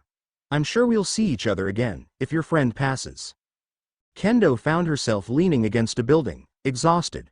Right after the written portion of the entrance exam, everyone was sent into a giant city to fight robots. She grew extremely worried when she first heard this, because she wasn't sure how effective her quirk would be. Thankfully, she realized rather quickly that she didn't have to punch through them. She could just aim for some exposed wires and cause malfunctions or dodge and hit their off switch. Unfortunately, she was exhausted because the test was over. In fact, the test had only been going for 10 minutes. The reason she was exhausted was because she couldn't get a certain someone out of her head. She had been able to put that kiss out of her mind during the written portion, because she was busy trying to figure out solutions. However, during the practical portion, she thought back to their sparring, which caused her to think about him. Having her mind filled with him caused her to misstep quite a bit. At one point she had to be saved by a girl who had black wings. As she leaned against the wall, catching her breath, she tried to plan out what was next. She had already accumulated 18 points and she knew she needed more, but she had no clue how many robots were left. Itsuka, get your shit together, you've trained too hard for this. You have 10 more minutes to get as many points as possible. Just 10 minutes, focus for just 10 minutes. Having given herself a final pep talk, she ran back out into the streets to find more robots. Less and less had been appearing, which meant she had to secure the ones she did find. Alright everyone, there's just 5 minutes. Try and secure as many points as possible before time's up. Kendo frowned at the 2-point robot. Having had enough dodging, she enlarged her hands, grabbing its arm before throwing it over her shoulder into the ground. With a sigh, she wiped the sweat from her face. Alright, that's 25, I want to make at least 30, so I need to keep moving. Kendo continued running through the streets, but she only found a couple 1-point robots. As she turned onto the main road, the ground began to shake, causing her to lose her balance. When she regained her balance, she saw a giant robot the size of a skyscraper with a 0 painted on it, heading down the street chasing everyone. Kendo breathed a sigh of relief, knowing it wasn't going towards her. Seeing that everyone else was distracted with running away, she knew that this was her best chance to secure points. As she ran in the opposite direction of the robot, she saw multiple 3- and 2-point robots in a circle. Smiling, she took off towards them with a plan in mind to secure them all. As she approached them, she heard a groan which caused her to come to a complete stop. In the center of the robots, she saw a familiar set of black wings. Without thinking, she jumped into the center to find the girl pinned to the ground by her wings. When the 0-point robot bursted from the ground, some of the debris had caught her wings. Kendo quickly got rid of the debris and picked the girl up, before getting away from the robots. As she ran away, she wondered if she made the right decision. She knew she could have dealt with all those robots quickly then saved her, but her instincts told her to help the girl first. The girl looked up at Kendo in a daze. "You're my hero, Satan." Kendo scowled at the girl. "I really should drop you for that remark, but I'll let it slide this time." The girl laughed softly. "Please don't, I was just making a joke." Kendo narrowed her eyes even more. "And what exactly is the joke there?" The girl laughed nervously. "My mom said that to my dad after he saved her once. Please don't read into it, I just thought it would be funny." Kendo's expression softened. "Yeah, I think we need to get your head checked out." The girl nodded as well. "Yeah, but I guess we're even now." Kendo nodded and gave her a smile. Looks like it. The exam came to an end, with Kendo only scoring 25 points. She obviously wasn't happy with the outcome, but she knew that she had made the right choice, morally, by helping the other girl. Still, she couldn't help but feel dejected as she left the school. Outside of the gates, she found Midoriya still leaning against the wall, waiting for her. He was staring at his phone, and hadn't noticed her yet. She quickly shook her head and put on a happy face, before walking up to him. "Have you seriously been waiting out here this whole time? Would you prefer to ride the train back?" Kendo shook her head softly. "No." Midoriya finally looked up from his phone and saw her looking down slightly. Even though she was trying to hide her disappointment, he could see through her act. Without saying a word, he took her hand and started to walk off. Kendo looked up, surprised by his actions, but didn't try to stop him. "Midoriya." He gave her a smile. "Let's go get something to eat, I'm starving." Kendo smiled softly as she picked up the pace to walk next to him. "Yeah, I'm hungry too." The two of them made their way to a cafe close to the school. Given the amount of people in the area, it was surprisingly slow compared to what they had expected. Being met with a pleasant surprise, the two of them found their way to a back corner booth. They looked over the menus, making ideal small talk about how good everything looked while waiting for their order to be taken. Once their orders were finished being taken, Midoriya cleared his throat before turning away from her. "So what happened?" Kendo looked up at him, surprised. "Huh? You look down. I figured something happened during the exams." Kendo shrugged as she twirled her straw in a circle. "I just didn't do as well as I thought I should." "Was the written test that hard?" She shook her head silently, before staring at the table. Midoriya's eyes widened as he looked at her. "It was the practical portion." She nodded in silence, but still kept her head down. Midoriya let out a sigh, before sipping his drink. "I figured it would have been the written portion to give you problems, not the practical. I actually was worrying that I should have tutored more, instead of sparring as much." Kendo's forehead twitched and she swiftly kicked his shins under the table. Midoriya grimaced while rubbing his legs, but that quickly turned to a smile when he saw her scowling at him. "That's the Kendo I know." Kendo looked at him confused before she sighed and leaned into her seat. "You seriously were trying to piss me off on purpose?" "Guilty as charged." She laughed softly. "Why? Because I don't like seeing you look so down, it doesn't suit you at all." Kendo smiled softly, as her cheeks were faintly dusted red. "You know, you could have just said that from the start." Midoriya nervously laughed and rubbed the back of his head. "Probably, but this felt right. So what happened during the exam?" "I didn't get as many points as I wanted to get?" Midoriya looked at her confused. "I'm gonna need some explanation, since I didn't take the test." Kendo sighed, before taking a sip from her drink. "Basically, we were in a mock city and got points for destroying robots. Each one had a different point value and we didn't know how many there were, or what resulted in a passing grade." Midoriya nodded along. "Seems simple enough. So how many points did you get?" 25. "So you destroyed 25 robots, I'd say that's amazing." Kendo shook her head. "They each had their own point value that ranged from 1 to 3. Still, that seems like a lot." Kendo crossed her arms and looked away from him. "I would have done better if it wasn't for a certain someone." Midoriya looked around the cafe, before looking at her confused and pointing to himself. "Me?" Obviously. That good luck charm was more of a hindrance than anything. "Sorry. Like seriously, dude. Did you know how much that threw me off? Some girl had to save me because I couldn't focus." Midoriya looked at her, confused. "Someone had to save you?" Kendo sighed in frustration. "Yeah, I lost my balance and this girl swooped in and pulled me out of harm's way at the last second." Midoriya interlocked his fingers as he focused on his straw. After a minute of silence, he looked up at Kendo. "Did you save anyone?" Kendo looked at him confused. "Yeah. I actually ended up saving the girl who saved me. This giant robot appeared and her wings got pinned by the rubble. I found her surrounded by a group of robots, so I jumped in and took her to safety." "Did you destroy any of those robots?" Kendo grumbled. "No, but I should have." Midoriya laughed and smiled at her, while twirling his straw around in a circle. His happy demeanor towards her potential failure truly annoyed her. "And what's so funny about this situation, Kendo? I think you're going to be fine." "What are you talking about? I only scored 25 points." "No, You only scored 25 takedown points. Kendo stopped and looked at him, even more confused. Takedown points? Kendo, did they tell you exactly how to score points? Yeah, they said. We could score points by taking down robots. What are you getting at, Midoriya? Midoriya's smile grew.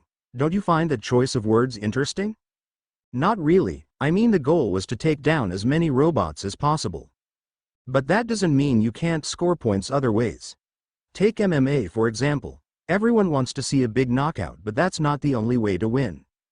Obviously, but how does that relate to the exam? Kendo, you're applying to a hero school. Yeah, I know. Midoriya nodded with a smile. And what's a hero's primary goal? To save as many people as possible. Exactly. Kendo looked at him still confused. I still have no clue what you're getting at. Midoriya slammed his head on the table as he rubbed his temples. God, how did I fall for someone so smart, yet so dumb? Kendo's face turned deep red as she stared at him in shock. What did you say? Midoriya looked up at her, annoyed. What, I'm not wrong? How are you not realizing that this exam didn't have another scoring system? Kendo's face remained a deep red, but she managed to calm her expression. Midoriya. I mean, why wouldn't they reward people who went out of their way to save someone who's in danger? Isn't that Hero 101? Kendo lowered her head. The redness of her face has spread to the tips of her ears. Midoriya. Huh? Midoriya looked over and saw her looking down. He immediately became embarrassed, not realizing what he had done. I'm sorry, Kendo. I didn't mean to ramble like that. Please don't be mad at me. I'm not mad. Midoriya leaned in with concern. Then what's wrong? How could you say something like that so casually? Midoriya tilted his head, in confusion. What did I say? Kendo squirmed in her seat, still not raising her head to look at him. You said you fell for me. Midoriya shot backwards as his face turned red. I did? Kendo nodded silently, still unable to meet his eyes. Midoriya covered his mouth, as he thought about everything he had said in the past 5 minutes. When he remembered that he had actually said those words, he repeatedly slammed his head on the table. The act managed to bring Kendo to finally look up again. Midoriya, stop that, people are starting to stare. Midoriya stopped banging his head on the table, but he kept it firmly planted there. I'm sorry, Kendo, I didn't mean it like that. Kendo covered her mouth as she looked at him betrayed. You didn't mean it? Midoriya looked up and saw her expression. He immediately felt guilty and tried to make up for his mistake. No, I mean yes. I mean. Midoriya sighed as he turned away. His cheeks were turning a deep red as he scratched them. I didn't mean to say it then. It sort of slipped out. Kendo continued to cover her face, but her expression had changed to one of happiness. So, you did plan on saying it? Midoriya nodded, slowly. Yeah, I don't just go kissing anyone's forehead. Kendo was glad she was still covering her face. She knew that she was smiling bigger than she ever had before. She wasn't sure if it was because the boy she liked her as well, or if it was because of his embarrassed expression, but that didn't matter at the moment. I like you too. Midoriya looked over at her surprised. Even though he figured she did, it was still surprising to hear it from her. Even with Kendo covering her face, Midoriya could still see how red her cheeks were. Knowing that they had both confirmed their feelings for each other, Midoriya decided to take the final step. Kendo, I like you a lot, will you go out with me? Kendo looked away, shyly, before nodding. Yes. Even though she had already told him that she liked him, it was still embarrassing for her. Slowly her embarrassed nod turned into a smile. Midoriya's surprised face also turned to a smile after she gave him her answer. The goofy smiles never left their faces and were a perfect complement for the reddened cheeks. Being slightly awkward middle schoolers, as well as each other's first relationship, neither truly knew where to go from here. Midoriya spent time explaining to Kendo how he figured she passed again, since she seemed to have not heard anything he said after his accidental confession. After the second explanation, Kendo felt much more confident in her choices and the results of the exam. All that they had left was to play the waiting game. When the two of them had finished their meals, they started their long drive back home. They didn't talk much on the drive back, but not once did the silence feel awkward. Kendo spent most of the time enjoying the view, while Midoriya enjoyed the warmth of her holding onto him.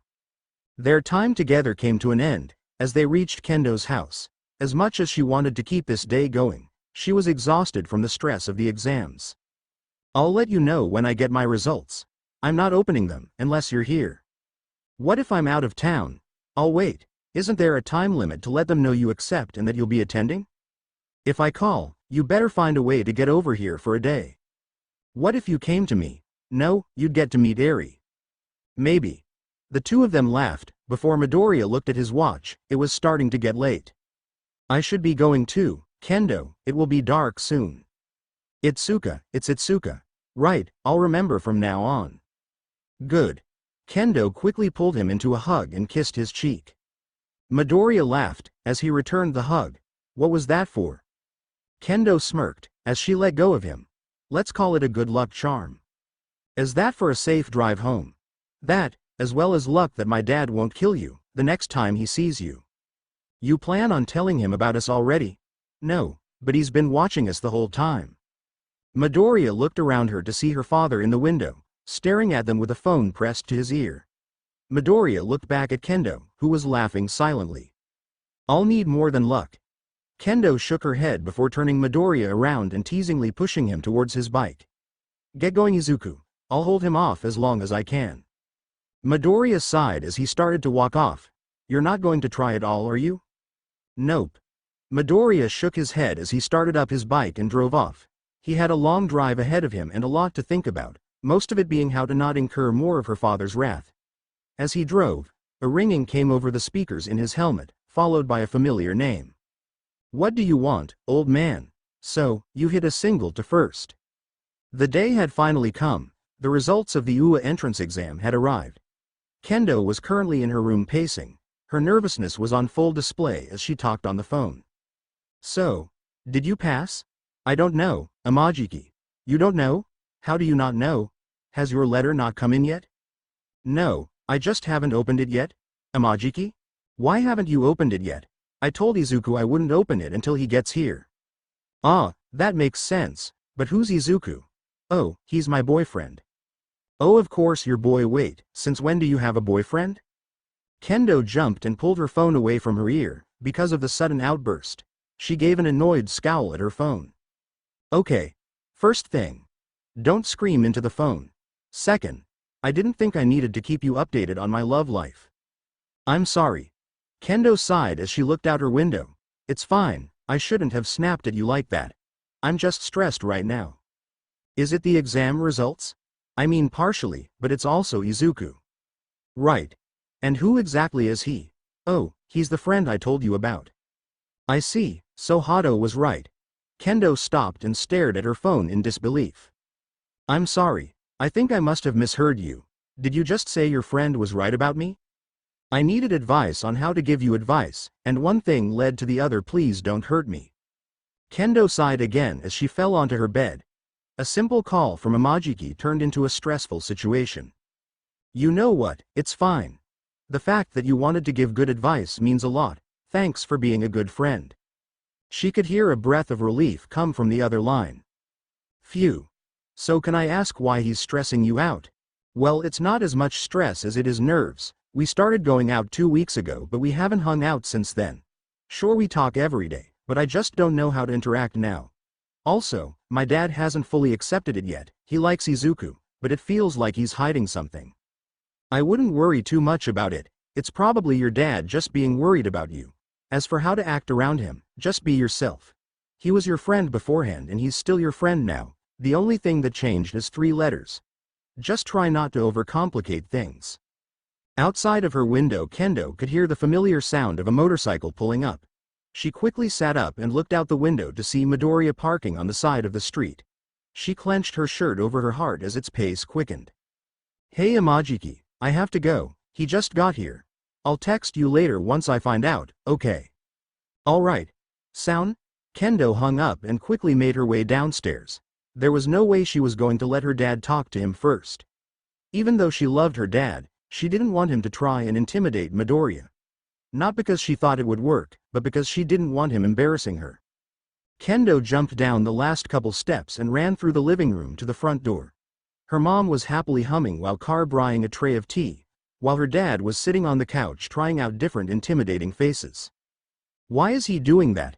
He's already met Izuku plenty of times and knows that won't scare him off. He really can't think it will work now. Kendo stood outside of the closed front door and hung her head dejectedly. The sound of approaching footsteps was quick to raise her head with a smile. Izuku, it's good to see you. He put his hand on her head, cutting her off mid-sentence. His emerald eyes peered into her teal eyes. As they stared at each other, her face began to heat up. Izuku, what are you doing? Something's bothering you, isn't it? Yeah, something's bothering me. You just randomly patted my head out of nowhere. He shook his head gently. No, it's something else, isn't it? She sighed and lowered her head. I'm really nervous right now. About the test? That too. Midoriya cocked his head to the side. What else then? Kendo shook her head. It's nothing, don't worry about it. Also, can you take your hand off my head? It's embarrassing. Midoriya laughed as he removed his hand. It's good to see you again, Itsuka. Kendo took a deep breath before smiling at him and nodding. It's good to see you too, Izuku. Now, let's go look at those results. With her confidence restored, Kendo turned around and opened the door. Her mom was sitting on the couch next to her dad, with a welcoming smile. Her dad, however, was silently scowling at Midoriya. Before either of them could say anything, Kendo quickly spoke up. Mom, this is Izuku Midoriya and he's my boyfriend. We're going up to my room to see what the results of the test are. Kendo's mom continued to smile as she nodded. It's nice to finally meet you. Itsuo has told me all about you. Midoriya laughed nervously. Is that so? Well, it's nice to finally meet you as well. Hey. Kendo took Midoriya by the hand and started to drag him upstairs. Come on, Izuku. You two can talk later. Mom, can you please keep Dad from intruding? Kendo's mom nodded, before delivering a swift chop to her dad's neck and rendering him unconscious. The sudden attack caused Midoriya to look at Kendo with concern. Is he going to be alright? Kendo nodded. Yeah, that happens at least once a week. Why am I suddenly scared of your mom? Kendo smirked at Midoriya. You know, she taught me how to do that as well. Midoriya gulped nervously. Have I ever told you how pretty you are? Kendo gave Midoriya a smile he couldn't trust. Aw, thank you, but brownie points won't save you from that. Midoriya nervously laughed as Kendo's hands slightly expanded, tightening her grip. When the two of them made it into her room, she swiftly shut the door and let go of his hand. She sighed in relief as she sat down at her desk. Midoriya softly laughed as he shook his head. You sure that was the best idea? Kendo looked up and nodded. Yeah, Mom will talk some sense into Dad when he wakes up, so everything will be fine. Midoriya walked over to her desk and picked up the envelope that had UA's emblem on it and put it in front of her. Come on, Itsuka, let's have something to celebrate about. Kendo smiled and took the envelope from him. Her hands slightly trembled as she began to open it. When the seal was fully broken, she paused and took another deep breath before looking to Midoriya for confirmation. His silent nod gave her the go-ahead. Inside, she found a smaller envelope and a small circular disc. Midoriya raised an eye, looking at it confused. What exactly is that? Kendo shrugged as she inspected it. I have no clue. The two of them carefully looked it over, before noticing the center of the circle was slightly raised. They shared a glance as they both shrugged. Kendo pressed the button and a hologram video began to play, catching both of them off guard. Ah ha ha, I am here to tell you the results of your entrance exam. Kendo's and Midoriya's jaws dropped as an image of All Might began talking to them. Now, I know what you must be thinking. What is All Might doing at UA? Shouldn't he be doing hero work? Well, I'll tell you what I'm doing. I am going to be a teacher at UA next year. Kendo's eyes lit up as she turned to Midoriya. Holy cow, Izuku. The rumors were true. It would be so cool to learn from All Might. Midoriya put on his best surprised face. He had already gotten confirmation about All Might, but he couldn't let Kendo know that. I know, right, sounds like fun. Kendo tilted her head slightly confused. Something about his response didn't sit right with her. She wanted to press her suspicion, but All Might quickly drew her attention. All right, now that that's out of the way, let's get to the results of your exam. Ahem, Itsuka Kendo, I am pleased to tell you that you passed the written portion of the exam with flying colors. Hell yeah. Kendo pumped her fist in the air with excitement at her results. Midoriya gave her a small round of applause. I guess you didn't need any extra help when it came to studying. Kendo sent him a glare. I swear it's like you're programmed to try and piss me off. Midoriya shrugged, ignoring her glare. It's fun to poke the bear. A vein in Kendo's forehead began to pulsate as she saw the smug look on his face. She was about to deliver one of her mother's patented neck chops, but stopped as she was interrupted by the hologram again. Now, let's get to the fun part of the test, the practical exam. Kendo's focus was drawn completely to the hologram as she crossed her fingers. Miss Kendo, you scored a total of 25 villain points, which is rather good. Hearing this, Kendo felt a weight begin to lift off of her shoulders. A broad smile began to form after hearing the number 1 hero say she did a good job. But this is UA and good doesn't cut it, we need the best. In an instant, Kendo's world crumbled. Hearing that she wasn't good enough was even more heartbreaking than she imagined it being. As she bit her lip to fight back the tears, Midoriya took her hand, squeezing it gently. And the best is what you are. Huh? Kendo looked up, still teary-eyed in confusion. 25 villain points alone is not enough to pass the exam, but that's not the only way to score points in this exam. The hologram switched from all might to a video of Kendo jumping into a swarm of robots to save a girl that was trapped under some rubble of a fallen building. Midoriya found the grace and swiftness of her actions amazing, and he could only smile. He tightened his grip on her hand and smiled at her proudly. Kendo, who was still in shock, stared at the screen completely in awe at what she was seeing. Now that right there is true hero work. Prioritizing someone's safety over your own personal gain, it's truly inspiring. It would be ridiculous for a hero academy to not reward acts like this, so that's why we have rescue points. The hologram once again changed, but this time it was a set of numbers. The numbers 25, 4th, and 65 flashed in front of them. Kendo's jaw dropped as the realization of what was happening. You did an amazing job out there, and I am both honored and proud to welcome you, Itsuka Kendo, to your Hero Academia. The dam that had been holding back her tears had finally broken, but they weren't painful or sorrowful, they were full of joy and relief. Kendo pulled Midoriya into a hug and cried into his shoulder. She was finally letting out all of her stress from the past 2 weeks. Midoriya returned the hug and gently ran a hand through her hair.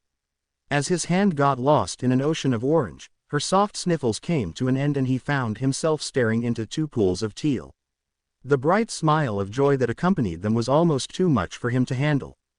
You see, Itsuka, I told you that you had nothing to worry about. Kendo nodded into his shoulder as held him closer. Thank you, Izuku, thank you for believing in me. The two of them looked into each other's eyes as their foreheads pressed together. The world around them seemed to fade away as they were ensnared by each other's gaze. Ever so slowly they began to lean in closer as their lips drew nearer to the others. Ahem. The sudden voice caught them off guard, causing them both to jump and quickly separate. They had gotten so caught up in the moment they didn't realize what they were doing. I really do hate to interrupt your celebration, but there are still a few things I need to cover. We sent a spare envelope and some forms along with your test results. Inside you'll find a few interesting things such as what class you'll be in as well as basic information and uniform ordering. But that's not all, you'll also find a form for ordering your hero costume. Remember, clothes make the pros, so please include plenty of details of what you want as well as basic sketches. If it doesn't come out right, it can always be adjusted at the support studio. Please make sure you mail back all the required documents by the end of next week and we'll see you in a month. Once again, congratulations and welcome to UA. The hologram shut off, leaving the two of them in silence. The two of them looked at each other before turning away, both in a blushing mess. They hadn't seen one another in 2 weeks and they nearly kissed. Even though they were hormonal teenagers, neither of them was well versed in love or the appropriate time frame for certain actions. Midoriya nervously scratched the back of his head. Congratulations, Itsuka. Kendo shyly rubbed her arm while looking away from him. Thank you, Izuku. Again silence dominated the room, filling it with an awkward tension. So we should go tell your parents. Kendo perked up and grabbed the disc and paperwork off her desk. Oh yeah, we should totally do that, haha. As they made their way back downstairs, that awkward and unsure feeling had yet to fade. When they reached the bottom, they found both of her parents staring at them. Her mother narrowed her eyes ever so slightly with a smirk. Did something happen? Kendo and Midoriya looked in opposite directions. Kendo shook her head, but her blushing face betrayed her. Oh. Of course not, nothing happened at all. Itsuka glared at Midoriya as his nostrils flared. I swear if you even think of two.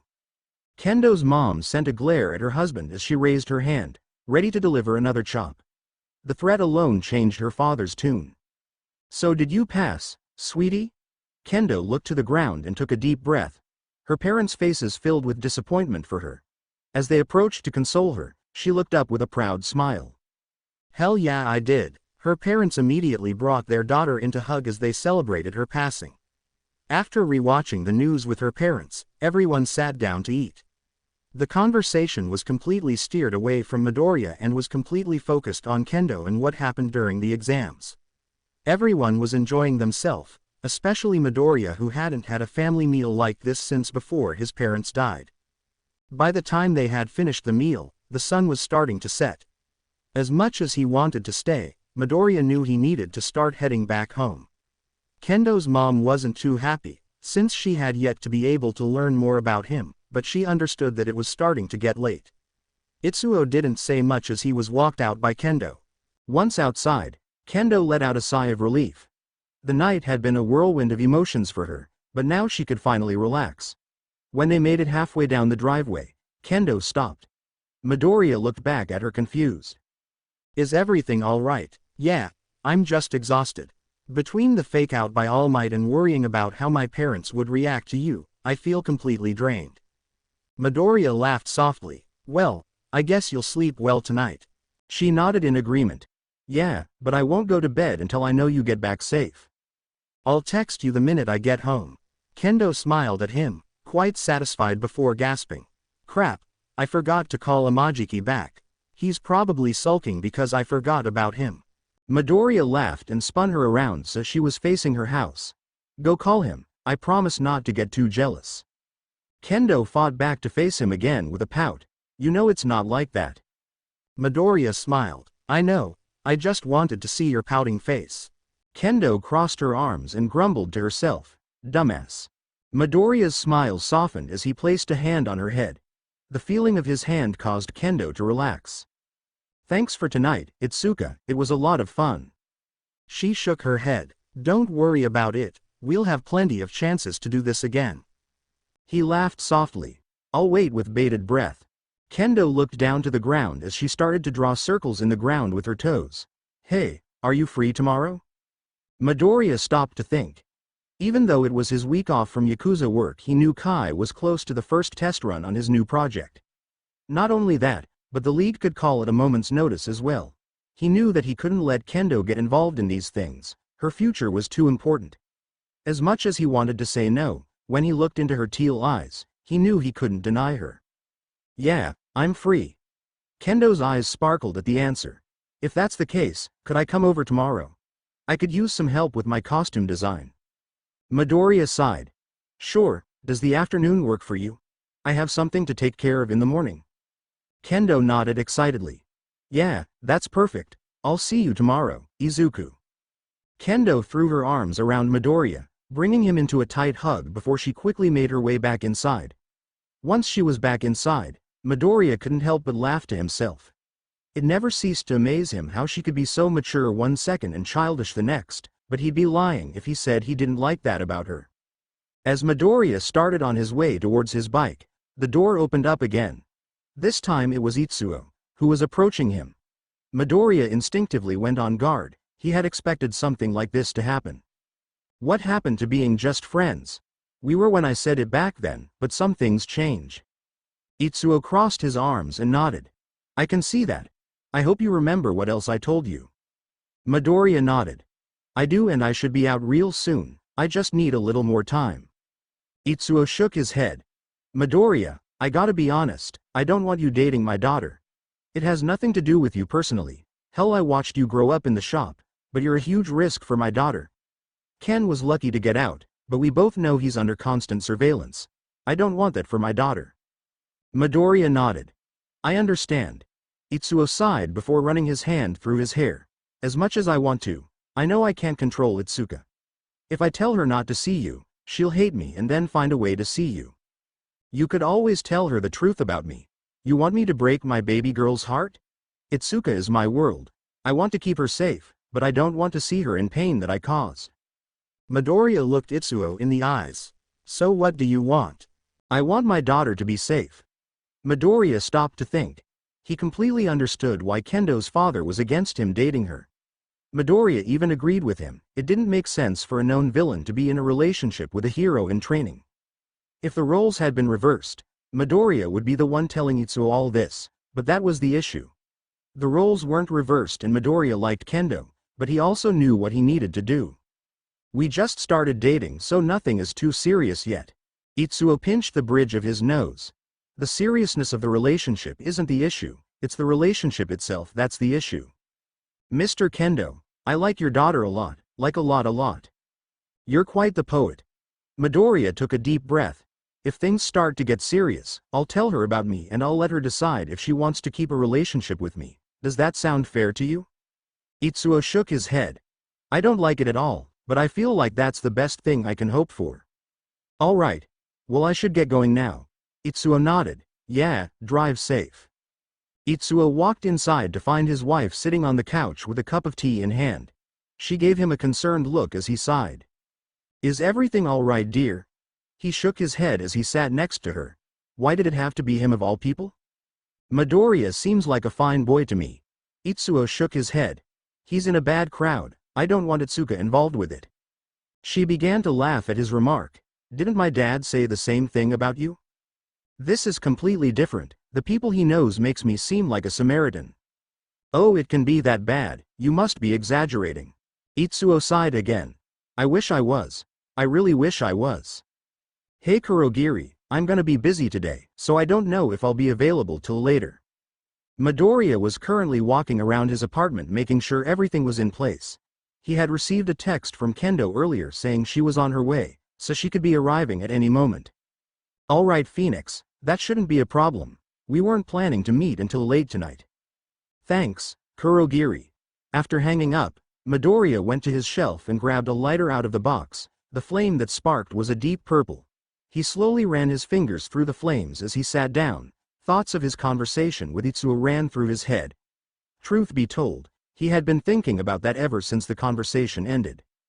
Midoriya pulled the purple flame into his hand and watched as it danced around his fingers. Fire was such a beautiful yet dangerous thing. It reminded him of himself. One small mistake and everyone gets burned, and the only person to blame would be him. As he stared deeply into the flame, the ring from his doorbell broke him out of his trance. The flame extinguished quickly as he looked at the clock, and noticed that half an hour had passed since he sat down. With a deep sigh, he got up and opened the door to find Kendo standing in front of him, with a bag thrown over her shoulders. He smiled as he stepped to the side. Come on in, Itsuka. Kendo smiled as she walked in. Thanks Izuku, man, I still can't believe you live here. Midoriya laughed as he locked the door behind them. Sometimes, I can't either. Kendo looked around the room again and found herself drawn to the terrace. The view was breathtaking. She could only imagine what it looked like at night when the city was all lit up. With a deep breath she turned around to face Midoriya, who had 2 glasses in his hands. Alright Izuku, let's get started. Sounds good, what's first? Kendo sat down on the floor, in front of the coffee table. Out of her bag, she pulled out a notebook and the papers regarding her costume design. First, let's talk about the design of my costume. Because I use martial arts, I was thinking about something along those lines. That being said, I'm not going to run around in a GI, that's way too boring. What about something like a Shaolin monk wears? It's breathable and easy to move in. I don't know, it doesn't really feel like my style. Midoriya stopped to think before a smirk spread across his face. I got it, you should wear a Kendo uniform. Kendo looked at him with a deadpan expression. Give another stupid suggestion and I'll hit you. Midoriya sighed as he leaned against the couch. Well, do you have any better ideas? Maybe. I remember when I was younger I looked up fighting clothes and I saw some really cool outfits. I think they were from some old video game, but I remember thinking some of the characters looked really cool. Midoriya pulled out his phone and decided to try and find the game she was talking about. He didn't think it would be too hard to find it, but that was before a list of hundreds of fighting games popped up on his screen. With another sigh, he narrowed his search to street fighting games, and the first thing to pop up was an old game called Street Fighter. How original. Kendo looked up at him confused. What's original? This. Midoriya handed her his phone and she gasped when she saw what he was looking at. Izuku. This was what I saw back then. This was the game. Midoriya laughed as moved next to her to look at the phone together. They started to look through the character list to see if there was anything that they liked. As they looked through them, one thing became glaringly obvious. These girls don't wear a lot of clothes. Kendo nodded in agreement. Yeah, I mean, I guess it would be easier to move around in, but I don't want to be in a leotard or a bodysuit. I guess that means Kami's out of the question. Kendo raised an eye at Midoriya with a threatening intent. You say that as if it was ever an option. Midoriya threw his hands up defensively. Hey, we have a hero named Midnight that looks like a dominatrix. I'm pretty sure no one would bat an eye at that. Yeah, I'm never gonna wear something like that. I never said you were. Kendo sighed again as she rested her head on the table. I remember these being a lot cooler when I was younger. It's not just you, I'm pretty sure that happens to everyone. Izuku, that's not helping me at all. Alright. Why don't you go with something like Chun-Li? I mean, it's just a modified Kipo. Sure, it may be a Chinese dress, but I think you'd look good in it. Kendo's head perked up at that. She leaned over and looked at his phone again. Yeah, I could see that. I could lose the weird puffy sleeves and shorten the length to just above my knees. Kendo took his phone as she started to imagine what all it would have. While he listened to the ideas, Midoriya began to sketch a rough idea of what she would look like. I could have a thin belt that sits on hips that has a pouch in the back. Oh, and a matching belt that goes around a single thigh. Midoriya looked perplexed. Why the thigh belt? It's called style, Izuku. Kendo finally looked up from the phone and saw Midoriya sketching away. What are you doing? I'm doing a rough draft of what you asked for. Alright, but can you actually draw? A little bit. He picked up the notebook and showed her a quick sketch of what she had said so far. Kendo was actually impressed at what he had done. Izuku, I didn't know you could draw. He blushed slightly as he rubbed his head. Sort of. I used to have hero notebooks. I draw the hero and include notes about them and how they fight, but I lost them all in the fire. Kendo looked down. I'm sorry. Midoriya shook his head. It's no big deal. Kendo and Midoriya spent the next hour or so working on her hero costume. Once they had finally gotten something that Kendo was happy with, they both let out a sigh of satisfaction. Alright. Time to get this baby sent off. As Kendo began to put away all the forms and papers she brought, Midoriya went to get them refills. He watched her as she carefully put everything neatly into a folder. He was captivated with how her eyes peeked through her hair. He couldn't help but smile that this was actually happening. Is everything alright, Izuku?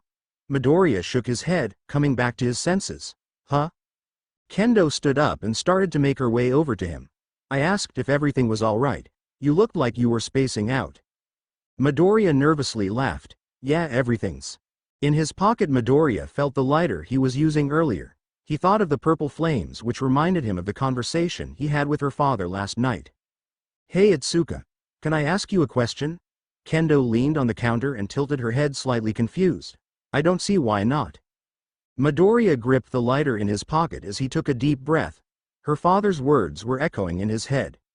Itsuka, what would you do if I told you I'm not the person you think I am? Kendo's head tilted even further to the side. I think that's pretty normal for all relationships. I mean, it would be crazy to think we already knew everything about each other. Midoriya shook his head. That's not what I meant. What if I wasn't a good person? Kendo straightened up and looked into his eyes. But you are a good person. What if I'm not?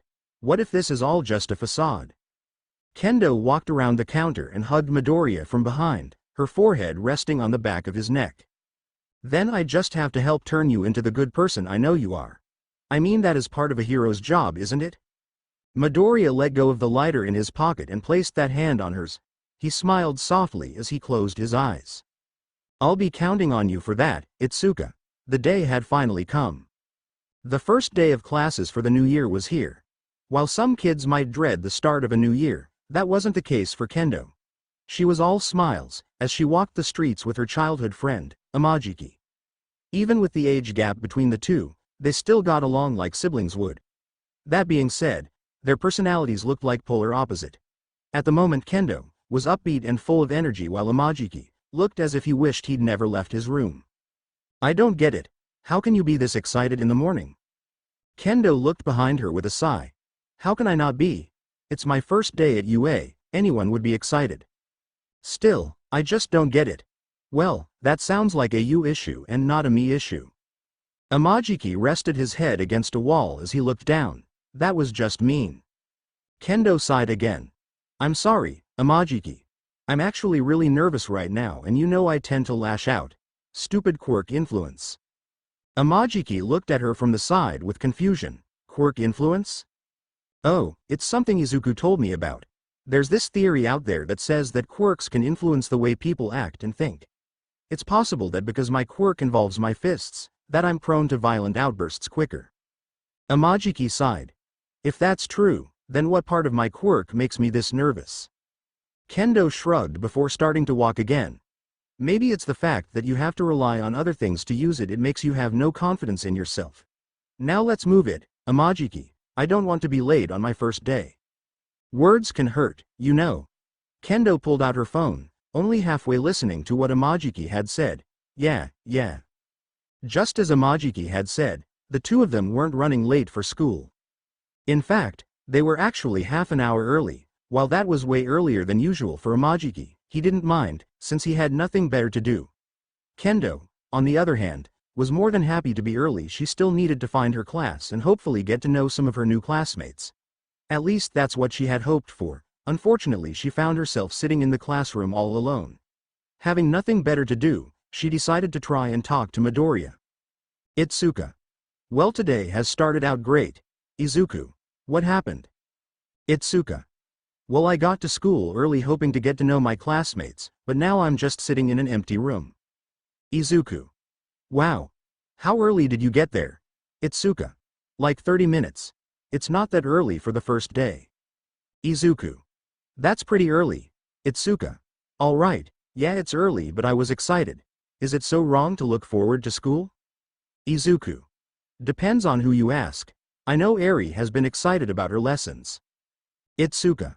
Oh yeah, how have things been going with her? Izuku. It's been fine. She hit a bit of a wall recently, but she hasn't given up. Itsuka. That's good, so when do I get to meet her? Izuku. When do you want to come to Osaka? Itsuka. That's a pretty far trip for a few hours. Izuku. You could always stay the night. Kendo's face heated up momentarily as she reread Midoriya's message. The mere idea of spending the night at the boys' place didn't faze her, but staying with her boyfriend was something else. Being so lost in the message, she didn't hear the door open or the footsteps approaching. You look like you're really into whatever's on that phone. Kendo jumped at the sudden words. When she looked up, she was met by a pair of green eyes. They weren't the emerald ones she had grown accustomed to. No, these were a dark green. I'm sorry, I didn't hear you come in. A pair of sharp teeth smiling back at her teasingly. I can see that. Were you too busy making plans with your boyfriend? Kendo's face lit up as she shook her head. No, it's not like that at all. Oh, so it's a boy toy then? Kendo continued to shake her head. No, it is my boyfriend, but he was talking about introducing me to his niece that he's helping take care of. The girl that was talking to her began to laugh, which only caused Kendo to be confused. When the girl finished laughing, she let out a soft sigh. Oh wow, you seem like a lot of fun already. I'm Setsuna Tokage. Kendo stared at the girl, still clearly confused, before she realized what was happening. Oh, I'm Itsuka Kendo. Tokage smiled at Kendo while nodding satisfied. So Kendo, tell me all about this boyfriend of yours. Kendo narrowed her eyes on Tokage. Do you always pry into people's personal lives when you first meet them, or is this something special? Tokage continued to bear her sharp toothy grin as she sat across from Kendo. Nah, this is just for you. It's like I said earlier, you were really into your phone, so I just felt like teasing you a bit. I think it was a great icebreaker if I do say so myself. Kendo sighed as she relaxed in her chair. So, you're the mischievous type. She shrugged playfully. I can be, but I know when it is and isn't appropriate. I mean, I didn't get in on recommendations by chance. Kendo's eyes widened at that. Wait, you didn't have to take the standard entrance exam? Tokage shook her head. Nope, but out of the select group of recommended students, only 4 were selected. Did those that didn't make it get to take the normal entrance exam? Tokage shrugged again. I don't know, I'll let you know if I see anyone I recognize. The 2 girls continued to talk and slowly more students made their way into class. She recognized a couple faces, but that was all. Tokage on the other hand recognized someone immediately from the recommendation test. Her slight scowl caused Kendo a bit of concern. Is something wrong? Tokage shook her head. Not really, it's just there were a few hot guys in my test and I was hoping we got one of them. Kendo rolled her eyes at Tokage. Seriously? Tokage put a finger to her chin as she started to think. Well, there was this one other girl who had a massive rack. I wouldn't have minded getting another look at her. Kendo was slightly taken back by her statement. I'm guessing you go both ways then. Tokage smirked at her, playfully. Is that an invitation? Kendo put her hand on the desk, attempting to slide away. Okay, this conversation is done. Tokage laughed as she reached out to stop Kendo from moving. I'm just teasing you, but to answer your question, hot is hot and I'll admire it either way. Right, as long as the hands stay to themselves.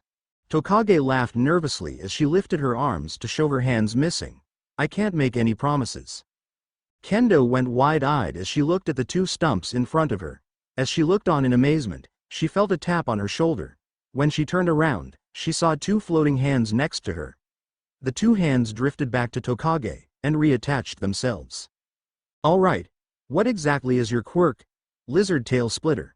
I can split up my body and control the pieces, individually. Also, if I lose a piece, it regenerates. Like a lizard's tail. Bingo.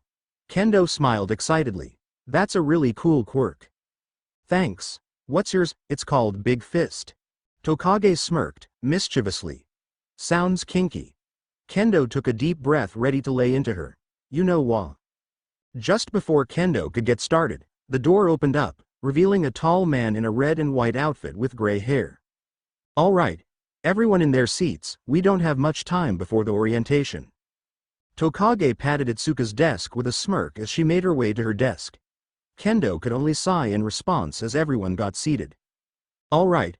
First things first, my name's Vlad King, but you can call me Mr. Vlad and I'll be your homeroom teacher. Second, I'd like to once again welcome you to UA's Hero Course. I'm looking forward to seeing the heroes you grow into. Third, while this may in fact be Class 1B, that makes you in way inferior to Class 1A. Does anyone have any questions so far? No one raised their hands, whether it was because they had no questions or if they weren't sure what questing to have. Kendo wasn't sure. Seeing that there was no questions, Mr. Vlad continued on. All right, let's go ahead and do introductions and then we'll head over to the auditorium for orientation. First seat, you're up. The first person up was a boy named Yosetsu Awase. His only memorable feature was his blue and white headband. His quirk is weld, which allows him to fuse anything together, but he has to be touching them. The second person was another boy who had no memorable features. His name Sen Kaibara. His quirk, Gyrate, lets him rotate body parts at high speeds as if it were a drill. Third was Tagaru Kamakiri, who has a mantis-like appearance. He is able to produce large blades from any part of his body, thanks to his quirk, Razor Sharp. Shitai Kuroiro was fourth seat in the class. He stood out quite a bit thanks to his pitch black skin. His quirk Black let him merge his body with anything dark in color. The fifth seat was Itsuka Kendo with her quirk Big Fist. Sixth was Yui Kodai. She's a shy girl. Her quirk, Size, allows her to change the size of any non-living object she touches. Next was Kanoko Komori. Her hairstyle resembled a mushroom. Her quirk is Mushroom, which allows her to create spores from her body. The spores she produces grow quickly once they make contact with a solid surface. Abara Shiozaki was after her. Her long thorny vine hair was hard to miss. Combine that with her religious demeanor and it would be impossible to not notice her. Her quirk, Vines, lets her control her hair at will to do whatever she wants it to. The next boy had a beast-like appearance and was known as Jirota Shishida. His quirk, Beast, lets him drastically augment his strength, speed, and durability, as well as improves his senses. The major drawback is that he becomes reckless in this state. Narengeki Shota was after him. His quirk, Twin Impact, allows him to hit an object and then remotely make the point of contact experience a second impact. The second impact is much stronger than the first. Next was a foreign exchange student from America, Pony Tsunotori. Her long blonde hair and horns caused her to stand out. Her quirk, Horn Cannon, lets her fire the horns on her head and control them. Once she fires the horns, a new pair grows back instantly. Kosei Saburaba was behind Pony. His quirk, Solid Air, lets any air he breathes out create a solid wall of air. After him was a boy of redundancy, Tetsu. His loud personality caused him to stand out in unwanted ways. His quirk, Steel, lets him turn his skin into steel. As simple as it seems, it still grants him a drastic increase in durability and strength. Setsuna Tokage decided to have a little fun with her introduction. While she was in the middle of speaking, she stopped and let her head fall off and hit the floor. Almost everyone screamed in terror, as normal people should, but that ended quickly, as she laughed from the ground. Following Tokage was Manga Fukidashi, who has a speech bubble for a head. His quirk comic lets his words he says materialize. Sadly, it only works for words that describe sounds. The next student was the second one accepted from recommendation. His name was Juzo Honanuki. His quirk, Softening, lets him soften any non-living thing he touches. Kojiro Bondo was next, and he was the one of the more interesting looking ones in the class. His quirk, Smeedine, lets him shoot a quick drying glue from the holes in his face. It honestly didn't sound pleasant at all. The boy after him was Nito Monoma. With his quirk, Copy, he can use the quirk of anyone he touches for a set amount of time. That being said, that didn't mean he could use all of them. Some quirks would be blanks. That happened if the quirk used stored power. A quiet girl was after him. Her name was Reiko Yanagi. Her quirk, Poltergeist, let her telekinetically control objects around her, but there was a weight limit. The final student was Hiryu Rin. His quirk, Scales, allowed him to grow reptilian-like scales from his skin. The scales could be worn like armor or fired off for offense. When everyone had finished introducing themselves, Mr. Vlad once again took the front of the room and instructed us on where the orientation was taking place. When he was finished, we all lined up and began to walk to the auditorium.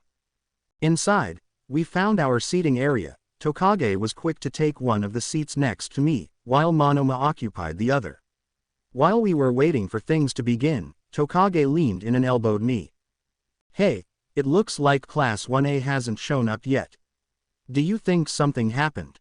I looked over to where she was motioning, and noticed an empty area. I found it odd that they hadn't shown up yet. "I doubt it, maybe they're just running late." A soft scoff came from Monoma. "They must think they're too good for this." Tokage and I both looked at him confused.